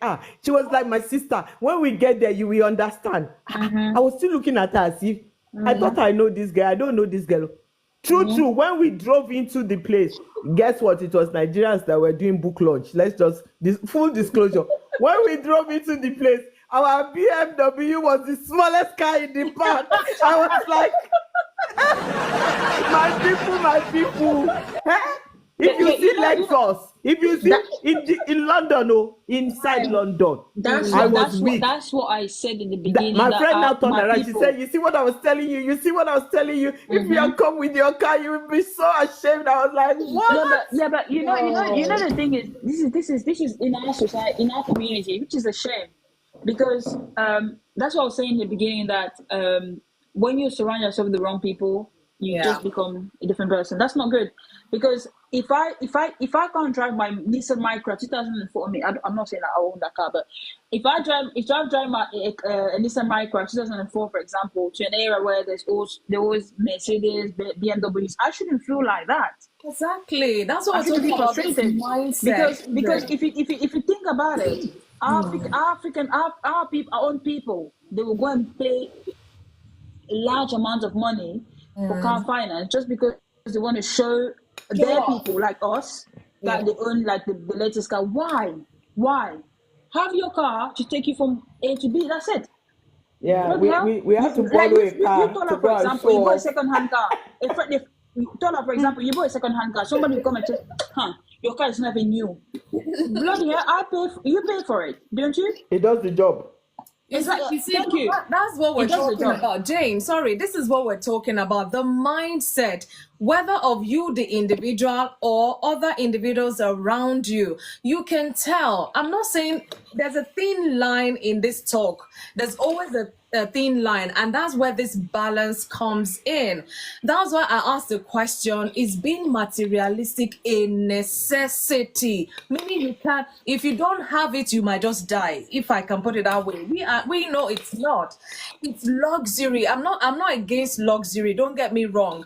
But what I'm driving home at is, at the expense of other aspects. Some people, like these wealthy people we're talking about, of course, they work hard for their money and all of that. And then if you go into some of their relationships, you find out that the wife is not happy. Why? When I tell my husband I want to spend time, he just throw money at me. He will just buy me a new car. He will just, the person is just materialistic in their mindset. And that's the solution to everything. But is that what this woman needs? Is it a necessity? Do you understand? Yep. There's always that That's thing right. That's around. right. The Almost mindset is the right answer, because some African people think, let me just have the latest car. I don't care about my wife. I don't care about the kids, even if they can't eat. I told you, some of them are on benefit. I'm not here to judge anybody. They have their own reasons, but some of them will be claiming benefit, but they will have the BMW 2025. I know we're in 24, but BMW 2024, for example, they will be driving around, flashing and all this, but at home, their kids can't even eat. They will be the one going to school and be like, how come my child can't have the school meal for free? Why would you spend money on a car when you can't even feed your own That's child? what we're talking Does that make about. sense? Yeah. So that's what we're talking about, being materialistic at the expense of other things in life, or especially necessary over wants. Yeah. So, there has to be a balance. There has to be a balance. Some people, even the fact that they're still paying for that car, whatever, and now maybe they've lost their job or what, they can take it back in and get a smaller car to get money to feed the family or something, So that is the necessity we're talking about, not that is materialistic. Because why would my children be starving and I'm driving the latest car? So exactly. So whoever is judging that, or whoever's looking at that, we cannot be on the same page. I'll be like, are you for real right now? So there's some things that are necessity, but because people are being materialistic, they're not looking at whether it's necessary now or not, at the expense of Which is a shame. Which is a shame. It is a shame. So I used to work for social services before, like 5 years ago. I'm telling you, the amount of people that will literally turn up in your face and say, we've been evicted, we need a house. We look at them, we ask them, we were asked to ask, how did you get here? We're driving. What car we're driving? BMW. Wow. What year? 2022. Okay. 2020. At the time when I used to be there, it was the latest car. You think, how am I supposed to help you? Seriously. Because I'm thinking, if you can afford to drive the latest, how much would they give them that would help with that nature? My sister, if you know the amount of people that take advantage of the system, I'm telling you, the things I've seen in 5 years when I used to work for the social services, hey, my God. I can only imagine. Can I ask a Yeah, question? yeah. Please, Babatunde, I'll come to you. One love, I see you, Onoye. Thanks for joining. Guys, welcome. Welcome. You're still in time. We still have time. Manager, if you're still, please help me tap my puzzle before we forget. Why did God create man before woman? Why did God create? Somebody's eating there. Oh, that's not nice. You're not even offering us. Oh, thank you so much. So if you know the answer, please, you can attempt it and you get the gift for today. Why did God create man before woman? So we can go to Maybe because he doesn't want any questions or interfering. Women love to ask questions and this kind of stuff. So he doesn't want. Okay, let me give it to you. I've got an answer. I've got an answer. I've got an answer Women, too. He got it. Onoye got it first. I got it. Give me my gift. Give me my gift. Oh, he got it. He got it right. Is that the answer? I've got another answer. He didn't want any advice on how to create him. I've got another answer. Yes. No. That is so anti-feminist. I don't win now. I don't win now. Because women talk more than men. Really? You haven't Yes, seen my men sister. that talk? Yeah, maybe she hasn't. Maybe, yeah. Thank No, you. wait. Tola, have you ever come across a man that talks too much? If the man talks too much, that means that he's dating a woman that talks more than him. That's not true. These are just stereotypes. These are assumptions. So I know Unless he's having man. a shower. He's not. What do you call these personality types? He's a complete extrovert. Introvert. No, the man is an extrovert. And then the woman is introvert, yeah. He can talk, he can this, he is even a preacher. Yeah, So but it's nothing to do with Ashawo or anything like that. If man talk, it's different from the way man talk. When we say man talking, Onoye Mechionu. when we say man talking, we have to be coming down like this, guys. yeah. When we say man talking, we mean a man who will talk like too much. Yeah. The woman that talks, she will raise her voice to heaven. Talk is talk. Don't let's give into all these stereotypes. The attitude to it, really. Talk is talk, really. I believe so. My own answer was just simple. I was being very biblical. I felt that it's because he needed the man's ribs now. One thing I will say is that, look, I don't know, for me, maybe it's people that will tell me, oh, Fumi, you talk a lot or you don't talk a lot. But I say, even when I talk sense. I don't talk nonsense. So there's talking and there's talking. So we need to kind of define that and put that out there. I know that's not the topic for today, but I like where Congrats, Onoye. So yeah, thank you so much, Onoye. Yeah. God does not want any advice out. We women, we can give advice. God help us. No. So that's good. Thank you. So we'll have another puzzle next week. Maybe I'll bring back the tongue. So we're going back to our topic for today. At least the puzzle is out of the way. Being materialistic, is it a necessity? And thank you guys so much, because we really dissected this topic. We looked at it back, forth, in, out, different angles to it. And one thing that is prominent here that we keep saying is balance, the mindset or the motive behind whatever. And I mean, my motive for doing something, you might not ever understand it.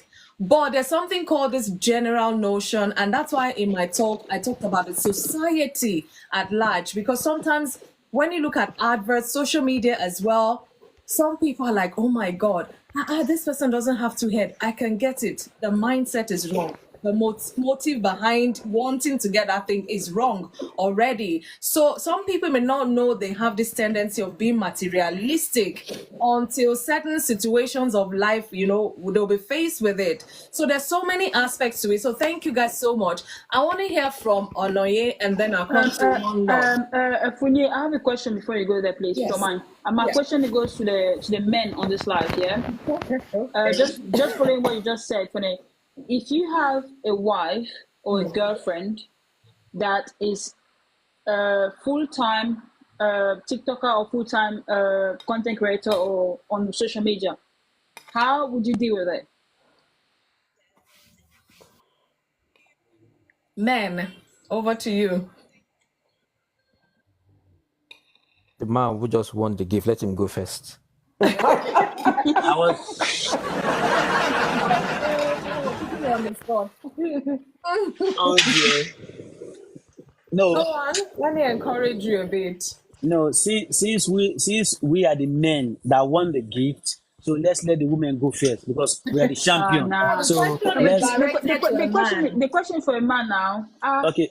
Bring the question again, Jane.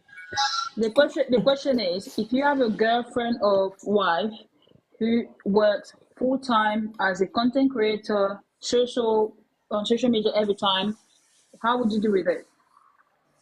Content creator. Anyway, it depends on the kind of content he's creating.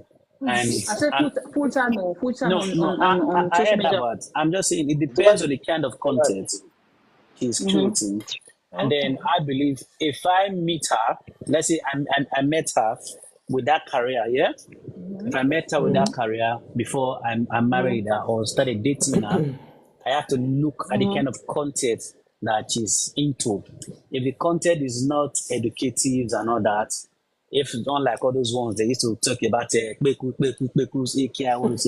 it is those kind of content, it is No, not my type. my question wasn't before. My question was while you're together, like after Okay, marriage good. or anything, yeah. Okay, fine. So while we are together, and then she said she wants to go into content creating, I have to vet the kind of content that she wants to be creating. So if the content is not educative, if the content is not about educative, promoting education and give a good example in the society, I will not allow her to go into those kind of content creating. If those, What if she insists? Jane, wait for a second. Please Okay, wait take for a it. second. Sorry, Okay. I'm sorry to cut you. I do Okay. understand this is a free platform, but that question you asked, I'm trying to replace it with this materialism we're talking about. Maybe you're coming from somewhere. I don't No. understand. Because we still have people that want to contribute to the topic, and it's like this is a totally different topic, if you get me. No. The reason why I asked the question was mostly related. Let me mute this The person. reason why I asked the question was mostly related to materialism, and in the sense that that's the way you raise your income. So the woman says, "This is how I earn my money. You have to take it the way it is." Is the man is going to take her as materialistic or not? no, but Even though the man doesn't like it. okay, but now the question you're pushing in a two side again. Like when I said, is it if I met her with a career, but you said no, you said if we are together, but now you're not saying if there's actually in her money. No. Once you're married, you say once you're married and she picks up this career, and then she decided that's her income and she earns more money than you. Are you going to consider? And then she decides to prioritize that.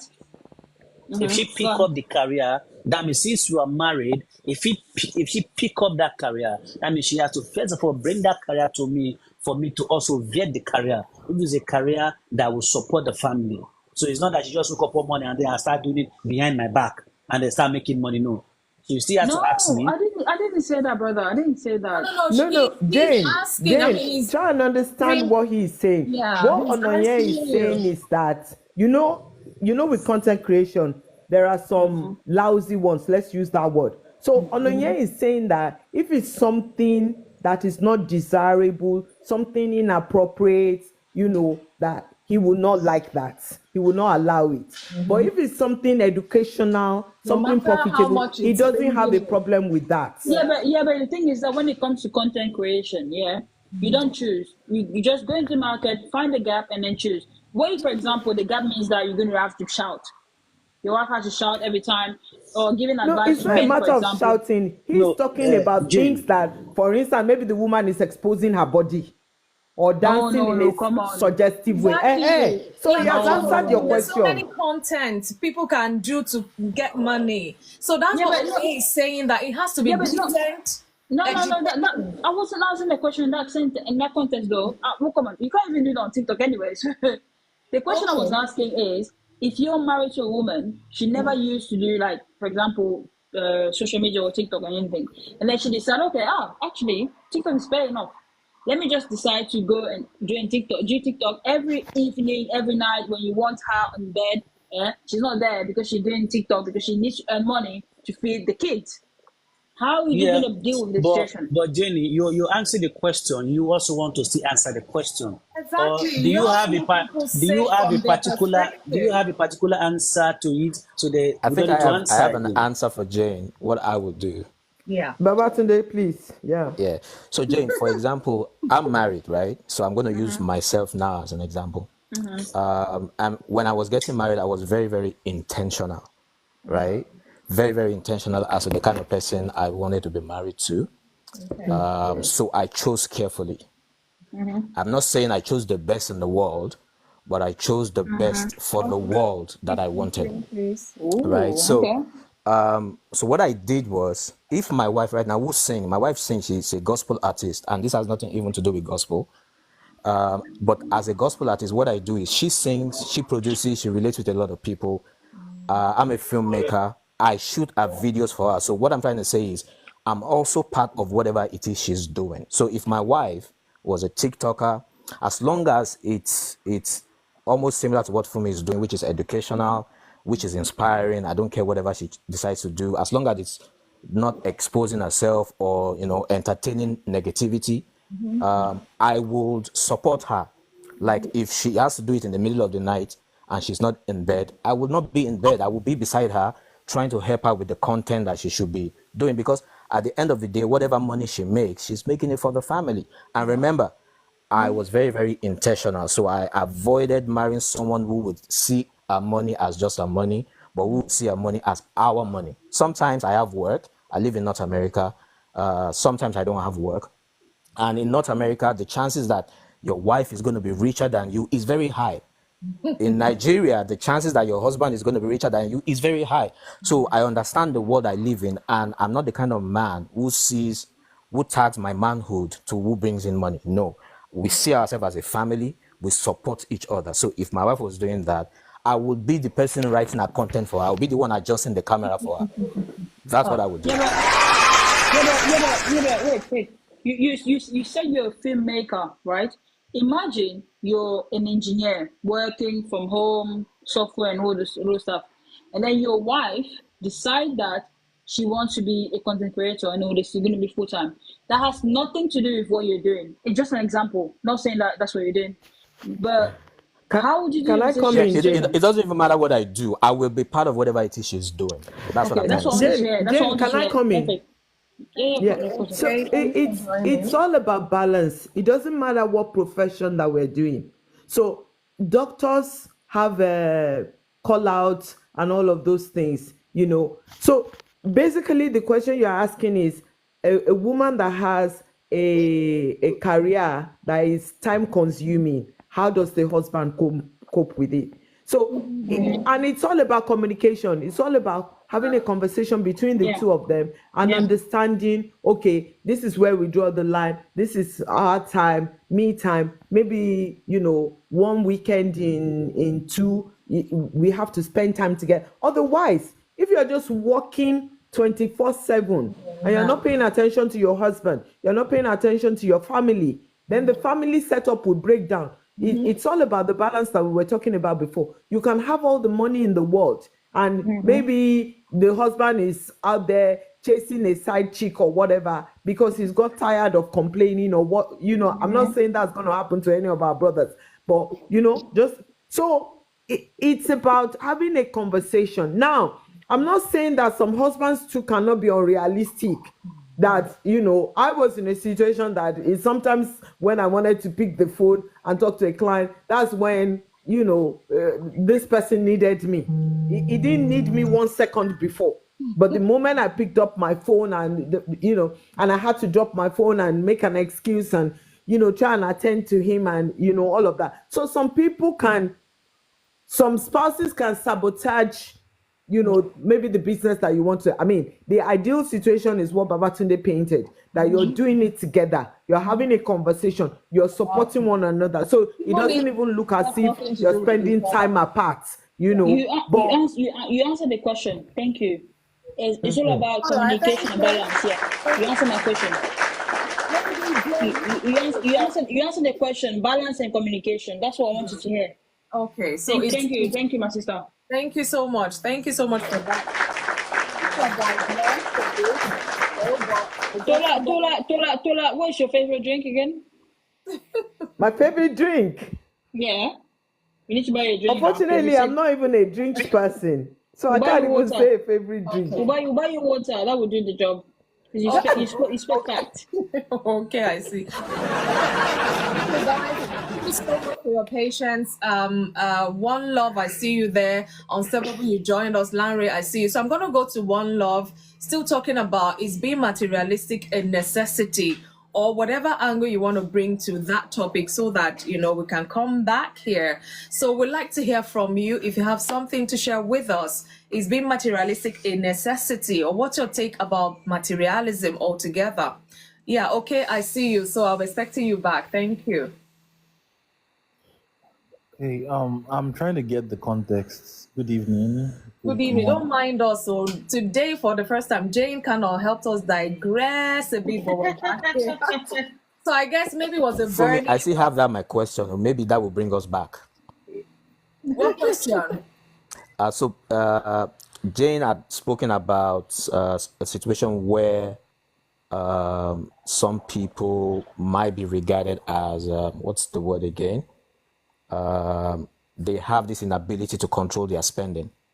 So I wanted to ask the question that can we therefore say that being materialistic is the same thing as inability to control what you spend or how often you spend it, inability to live under budget or live beyond your means? Is it the same thing? Because that was my question. Yeah, I personally, I feel it's the same thing, because whichever way you're still going to spend maybe what you don't have, or you're going to spend something that is budgeted for something else. So for example, I have £100 and I'm meant to do groceries for the house. Okay. Because of that nature, I'm like, okay, £100.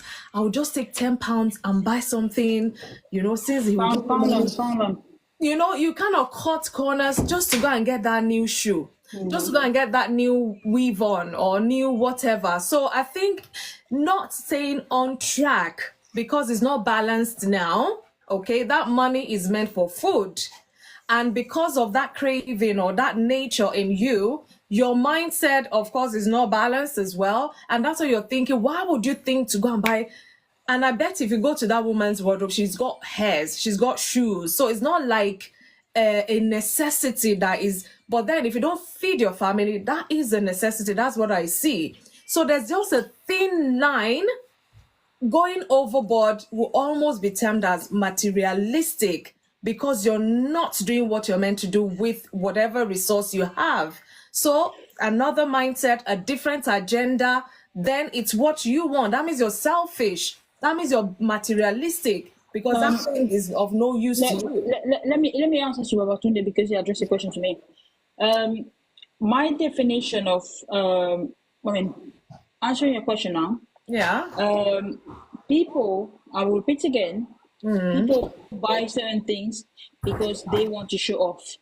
Now, we have people who know how to differentiate between necessity and want. When I say necessity and want is, I need food. my kid needs to eat. For example, like Mrs.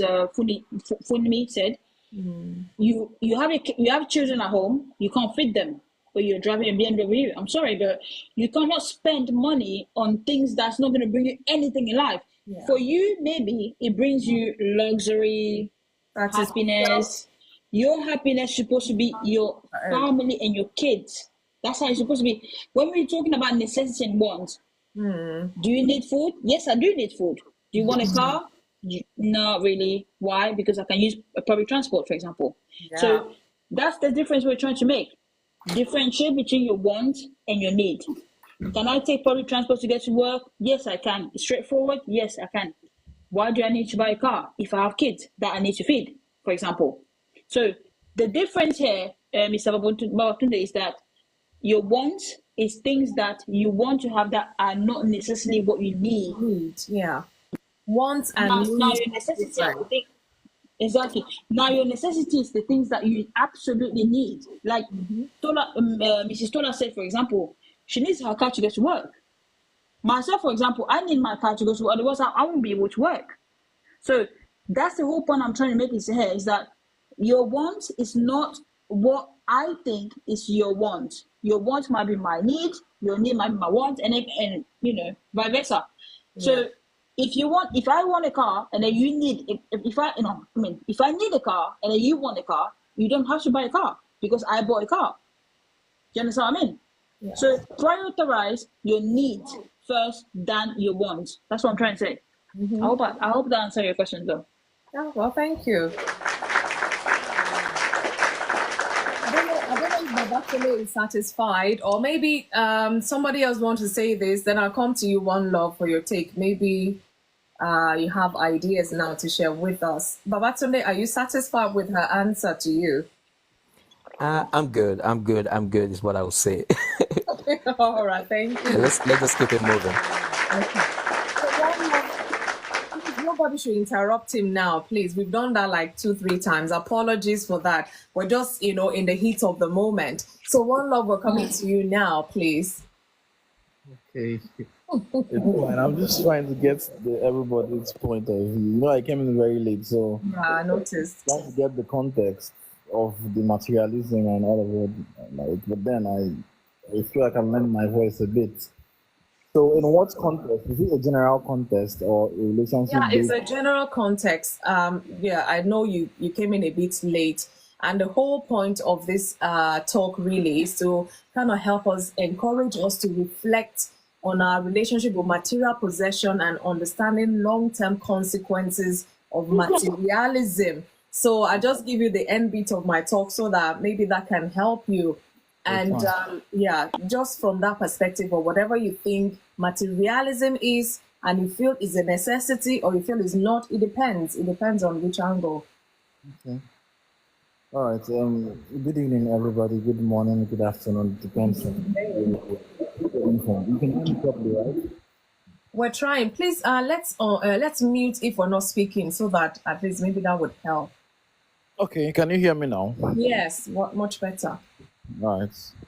From my own little understanding of what we are talking about today, I feel that materialism it has its own critics as well, and it can also be seen as necessity. You understand? It depends on the framework, like we are trying to address. Yeah. We have like related to development, society. Our workspace survival, it depends on what we are doing at that particular time, and I will explain. Okay. What might be necessity, or probably what Mr. A might term as being materialism can be a necessity for Mr. B. And I can have an associate of, business CEOs and what's like different class of people that are actually high profile in the society. You understand? And if I really want to rub shoulders with these people, I need to attain a certain, level of class as well. To Mr. A, he might feel it's not necessary. You don't need those things to, probably get into that league. So if I'm getting myself a Porsche or I'm getting myself I had you guys talking about cars or something, getting myself some level of, will I say, properties, you understand, you might feel it's not necessary at that point. But from my own context and my own point of view, it's necessary to me. I'll give you an example. Please. If you want to meet business people, when I mean top business people in Nigeria, mostly you meet them at the airport. You understand? I might have a need of meeting, probably having new relationships with people, and I need to change my class of friends and all. I might not really want to go to Abuja, but then I would be like, okay, I just want to pick a flight to Abuja. I have what I'm aiming at achieving. At that point, it's not necessity because to Mr. A, because he feels you're not going to Abuja for anything. But then to you, you have a goal. Probably you know that you're going to meet this person, you're going to meet this person at that same location. You understand? And considering the price of the flight and everything, you get to, go on board and as well do what you want to do. To Mr. A, it might be, you might call it being wasting. You understand? You don't want to go by road or blah blah blah blah blah. But to you, you know why you're doing that. I have a friend. I think that was 2017. He's an architect, okay, and he had just around 5 million naira in his account, and we are three friends sitting. We are just discussing. He said, "What's like he's done with school now? What's he gonna do? Blah blah blah." I gave him an advice. I told him, "You have what's your plan?" He voiced out. I told him, "You have this amount of money. Get a car. Get a car. It mustn't be luxury, but you need a car. You need a car. Work on your CV. Change your wardrobe. I was talking to him about this thing. The second person was telling him it's not necessary. You don't need to spend all this money to land the job and all. To cut the long story short, he got the car and did as I said, and he landed a lot of projects that even if he had trekked to the place, he wouldn't have gotten. So in the sight of the other guy, he felt it's luxury. I'm telling him to do this thing. It's not necessary. But then to get some certain things we desire, we need to, probably, spend to get it. I don't know if I'm communicating properly in our context. So that's another angle I look at the whole materialism. I might be doing something that is going to benefit me and it's going to cost me a lot, but to the other person, it's me being materialistic. You understand? The truth is, we fuel a lot of things in life. I can get an iPhone for 14 or 15, because my friends, everybody is using the same. It's just to fuel my ego. To somebody else, it might be is being too materialistic and all, but I know why I'm doing it. So I don't feel bad each time I'm in the midst of this because the truth is, everybody has their own understanding. You understand, and how it works. Okay. You understand? So the word materialistic is not overly a necessity. You understand? Because from my own dictionary, what I understand being materialistic is your eagerness to actually probably acquire, some things that are not 100% necessity for you. Do you understand? From my own understanding, I don't know if I'm digressing from what we are talking about. We're getting you. Yeah. So I feel it's context based and it's a personal thing. I might want to get a house in an estate, and somebody might tell me why don't you just go to the suburb areas and don't spend much. To me, I might be going there because of the security. It's not because I'm happy spending the whole big amount of money and all. You understand? My wife might want a car. You understand? But because of the class of people she actually associates with, you understand? I might not be thinking of getting her a normal Toyota car. I might be saying, okay, I'm going to get her a GX or I'm going to get her a Range. You understand? If I can afford it at that point, it's fine. But to Mr. B, it might be me being too materialistic. You understand? So, like I heard, I don't know who was talking about that. There's just a thin line between being overly materialistic and you just need a balance. You understand? You just need a balance, and I feel this is what I have to add. Yeah. Same word still came up. Balance in all of that, despite the fact that it sounds like an individualistic topic, but you and I know, I mean, if you're in a relationship, if you belong to a family, if you belong to colleagues or whatever, these are the people that in your life that might be there to check you.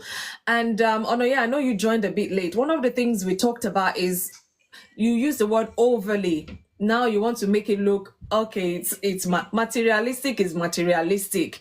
I'm the type. Last year I just got a 2023 car, and now the company is telling me there's a 2024, and I'm like, yes, I've been waiting, and then they've called me again 2025. I'm like, I can't afford this thing, but man, I have to keep up with the Joneses. Okay, yeah, book me in. I'll come and see. And then I'm stressed already. And then I'm thinking, oh my, Fumi, can you actually afford this thing? I said, I don't know what, we'll manage it. We'll put things around and all of that. And imagine me losing my mind, losing my sleep, something I know I cannot afford just because of that nature. I must get the latest. That's what we're talking about here. And we all know I that. get what you're trying to say now. If you notice what I was talking about, I was talking from the point of view of things you can afford. You're being reasonable. All this, I get what you say. Now I That's understand a ideal. bit of what you're saying. Yeah, That's now I understand ideal. what you're saying. But then if you can't afford a thing and you're stressing over it, it's a ticking time bomb. It's not even advisable. Yeah. And you don't even with your spouse, you don't stress Oh, we don't want it. something and can you hear me? Yeah, you're kind of drifting in and out. Okay, is it better now? Yeah, maybe you should move closer to the device you're using. Okay. All right. So, you can hear me now, right? Yeah, it's clearer now. All right. If you have need for a thing and your spouse is not in the position to get it, you don't stress over it. You understand? At that point, Don't stress you need, over you it. need to, They want it yeah. and they want it now. Why are you a If you can't husband? get it, Why are you that's this? what I'm You saying. can't nagging. That's the point. We need to separate want from need. We all did this in I think it's commerce. I think in secondary school. So you need to know what you want and what you need at that point. If you can't afford it, it's a ticking time bomb. Because the truth is this: you can't get. You can't. I don't even encourage people. Taking having debts for if it's not investment based. You can go take a loan and do a business. But you can't take a loan to get something that's not going to bring an income. So if you're putting in stress on somebody when you can't afford, you just don't have to do that. It's a ticking time bomb. It's to tell on your health, to tell on your finance, to tell on your relationship as well. So I feel we need to differentiate between the want and the need. And all I know is in life, if you have a need, there must be a way out. You don't even have to stress. There must if you press the right buttons, you do A the right thing. positive way out. There A must be a positive positive way way. out, Yeah, right? definitely. So Okay. family can come in. Imagine that. Okay, we're talking about want and need. I have my wife has a need, and probably she wants to take a course, and this course is going to give her a promotion at her workplace. And I reach out to family. Please, I need maybe $30,000, or as the case may be. It's reasonable. Somebody will want to give it to you, but then when she's stressing over a car we can't afford, and I'm putting out the call to a family member, please, can you lend me 30K? My wife needs a car. They It will doesn't think both sound of you, crazy. there's something wrong So with you. that brings me down to when you have a need, there must be a way out. So if it's a need, even if you can't afford it, there must be a way out. Family, friends, business associates can come in, you Yeah. know. So if it's a need, then we don't have to stress over it. But if it's a want, and we can't afford it, we move. Yeah. That's just Yeah. you can't live luxury if you're not earning luxury. I keep telling people you have to earn luxury to live luxury. So if you're not earning luxury and you want to live luxury, then it's glutton. You work harder. You That's understand? it. So I feel that's what I have to add. Thank you. That's a don't live luxury. I've heard another one today. Thank you so much, One Love. Much appreciated. Lanre, I'm going to come to you before I come to Unstoppable. So, Lanre, what's your take about this? Please, let's hear from you. Thanks for joining. I hope you're still there. Oh, don't go quiet on me. Lanre, are you still there? Let's hear your views about this materialism we're talking about. Let's pursue purpose and meaning rather than, Larry, are you there? If you're not ready, I can go to the unstoppable. If you're not ready. Okay. So unstoppable, I'm going to come to you. I think Larry is still getting their thoughts together. How are you? Good evening. Thanks for joining. So we want to hear this unstoppable mindset about materialism today. Thank you so much. Okay. Good day, good evening. Good everything to us all. I believe I met you yesterday. I believe so. Okay. And that should be on Williams. Mrs. Williams, yes. Tabitha Prasad. Okay. Oh, nice to see you. Because I remember I saw this name. That was what attracted me to listen and just let me see. One and only I remember. FunmiRoyal. Yeah. Thank you so much. So nice meeting you once again. Nice meeting you. Well done. Yeah. Lovely topic. And everyone in the box, well done, everyone. It's been wonderful. And everyone's comment has been so beautiful. And even while they were talking about, when they digress a little bit, talking about when you had to do this, do that had to do with TikTok, or you're doing content creators. So it's been very wonderful. And One Lover said a lot, because part of what he has said, there's a lot of nuggets in it. So what I can only do is just to add to it, because the more we project the light, we know that the people that will still listen will listen. Oh yeah. And the one who doesn't want to listen will still pass by. I'm supposed to give you gifts, and I'm not giving you gifts. I don't throw anything. I just encourage. Thank you. Thank you. Thank you. Don't worry, I'll come back. Yeah, thanks. Thank you so much. You're welcome. So when we look at the word materialistic, when we look at it, the word itself has already described itself. Material. Oh, They're just material. Thank you. It's just material.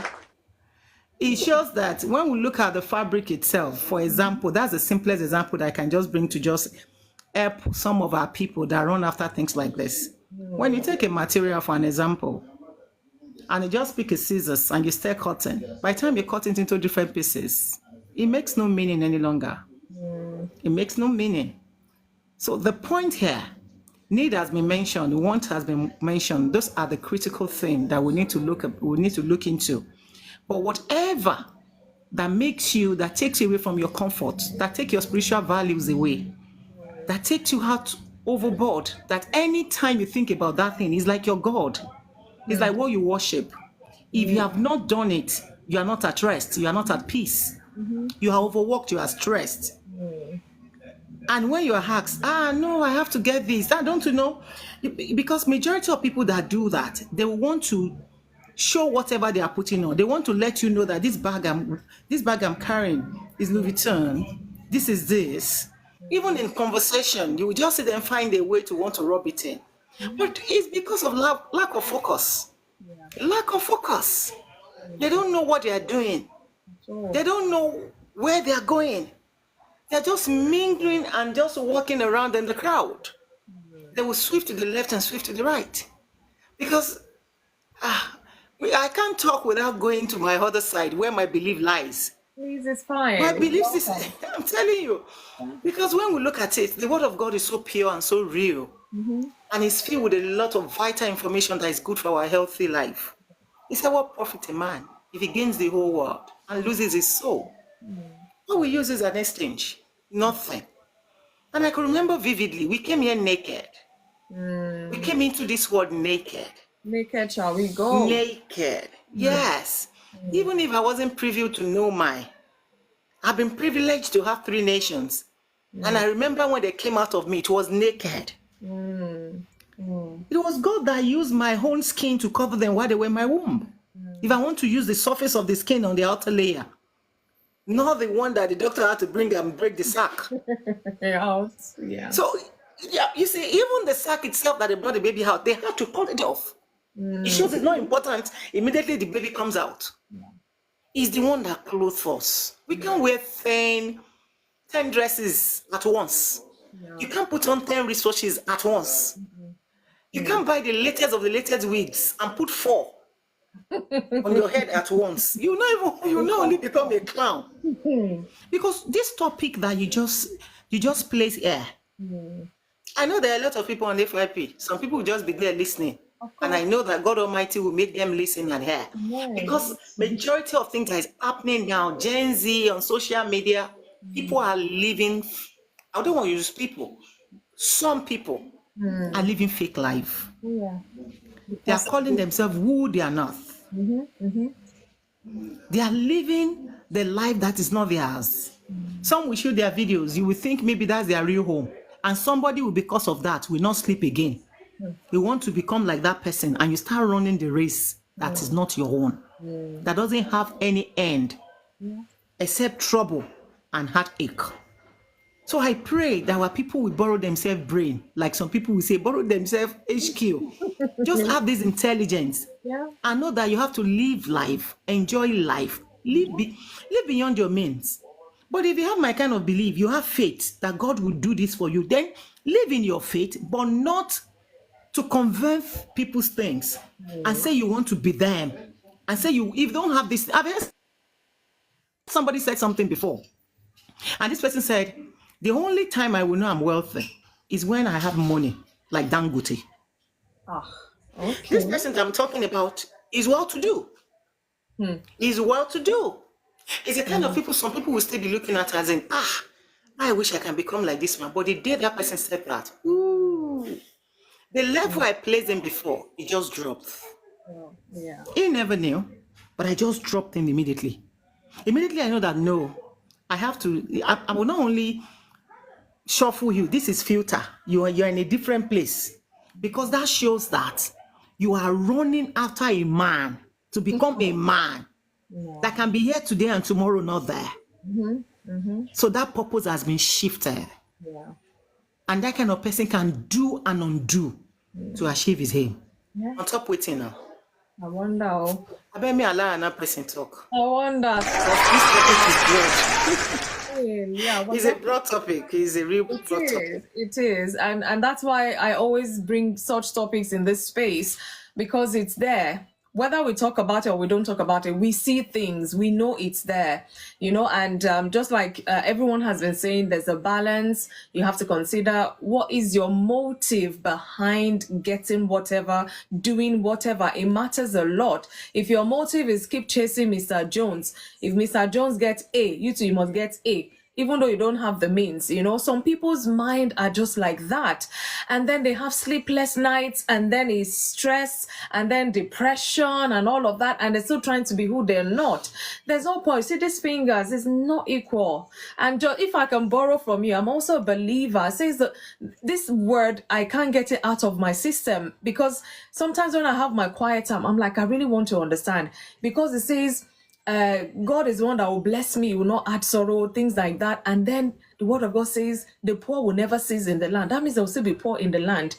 Okay, I don't want to be poor. Nobody wants to be poor. But then that does not mean that what I know is not within my means. I don't have the capacity to readily just do these things. Why would I want to have sleepless night to keep up with the Joneses? And you don't know what Mr. Jones is even doing. You will just finish yourself for no reason. So contentment goes a long way with this topic. If you're not a contented person, the tendency is you want to keep chasing and you're never satisfied with what you have. Just like the example the Unstoppable gave. When will you be happy? Because the truth is, even when he gets to be Dangote, I bet he'll be looking for somebody else to match up with again. So this thing, if it's not controlled, can take over a person, and then it becomes like a life's mission. Is that what God has created you to do? To come and be a materialistic person, be chasing after wealth of other people, to want to be what exactly? What is your purpose in life? Because as we're talking about this in subtly, it's actually killing some people. It's hurting homes. Maybe it's the wife that's so materialistic, the husband is tired. It's like all our money is gone. On what? This woman is just thinking about herself. And it could be the man as well. The woman will be like, I'm tired. I can't even breathe. This man, I just spent the money. Our life savings is gone. That car, he just had to get it. Even though he got one last year.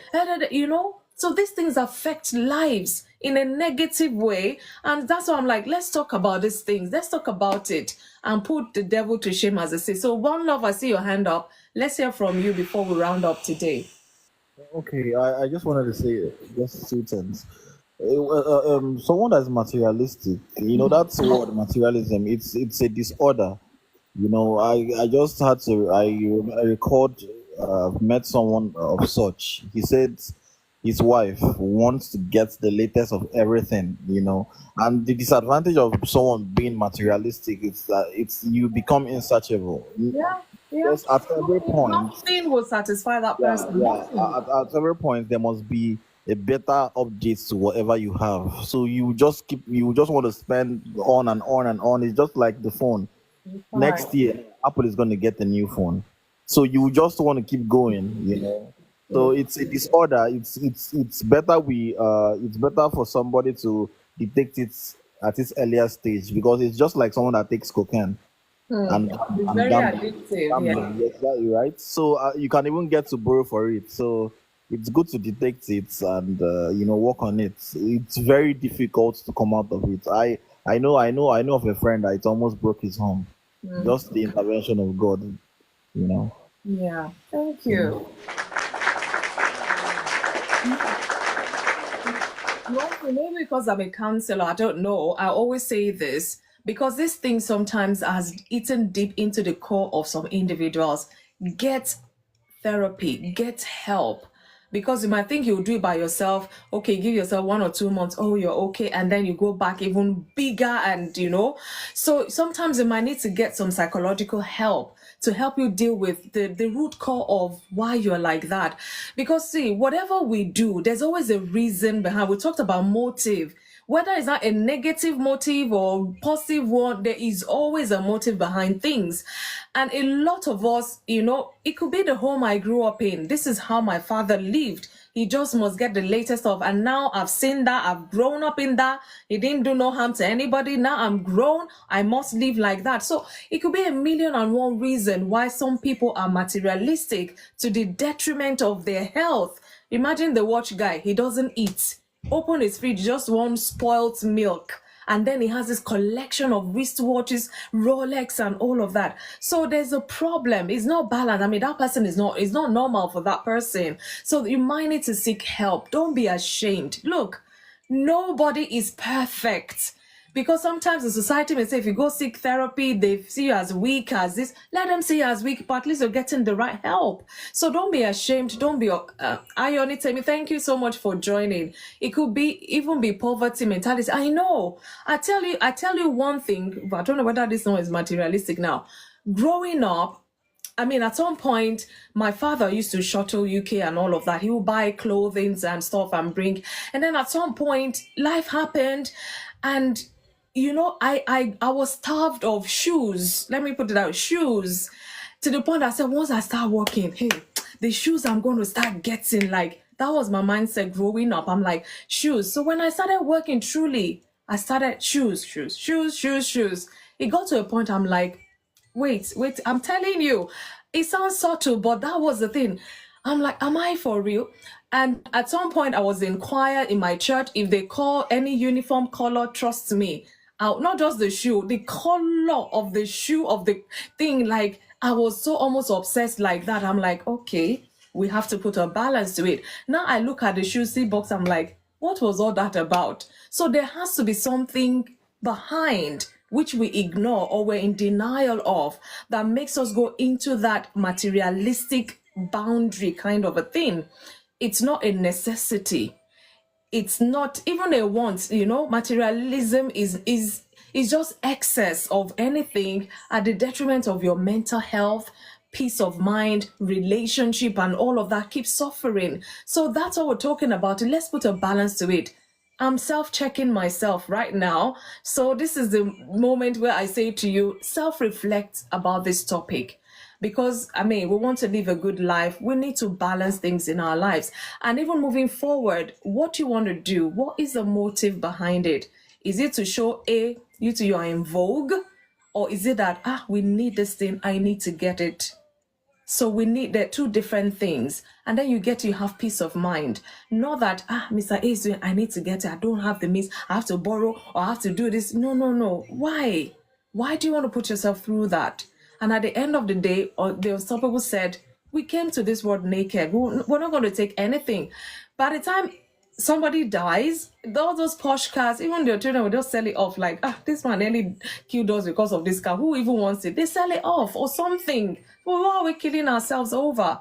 So in all of it, let's be moderate. Let's balance life. Let's spend time with our families. Love the luxuries of life. Love the good things of life. I'm not saying, like it. Let's not say love. Like it, but not to the point that it's hurting people in your life or even you yourself. So guys, thank you all so much. Thank you so for all your contributions today. Thank you, Babatunde. Thanks for stopping by. The Unstoppable, you really surprised me by stopping by. Thank you so much for your contribution. One Love, I salute. Thank you so much for your patience. Today we really made you wait. Thank you so much, Coach Tola. Always very insightful with you. Strawberries is a want, not materialistic. Okay, to Babatunde, I hope you're okay with strawberries now. Or you moved on to raspberries or other berries. Or blueberries. Thank you so much, Babatunde, for sharing that. I know it's very, that's why I always love to come here. I will meet people of like minds who can even, help us understand this topic well, so that we can live a better life, a good life, a healthy life, emotionally, psychologically, in all aspects. So thank you guys so much. I really So I'll be coming back on Thursday by the grace of God, where we'll be talking about marriage talks. Every Thursday, 8 p.m. UK time, we'll talk about marriage talks. I'm not going to let you know what we're talking about. So you guys come and let's rub minds together, help each other, find strategies of coping with that marriage relationship. Because like I always say, God wants us to enjoy our marriages, not endure. So whatever it is, let's talk about it here on Inside. I will see you on Thursday by the grace of God, 8 p.m. UK time. Please take note of that so that you can be part of our discussion. Thank you guys so much. Have a lovely, lovely night rest. Enjoy the rest of the week. And I'll catch you on the street of TikTok very soon. You take care and God bless. Thank you. Thank you guys. Thank you for all the gifts, the likes. Thank you. Babatunde, One Love. Coach Tola, thank you. Shine to the whole world. Thank you so much. Yeah, always a pleasure, sis. Augusta, I see you. Thank you for liking the live. Thank you.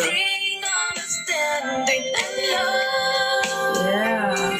Oh, inside. Thank you. Thank you. Have a lovely night rest.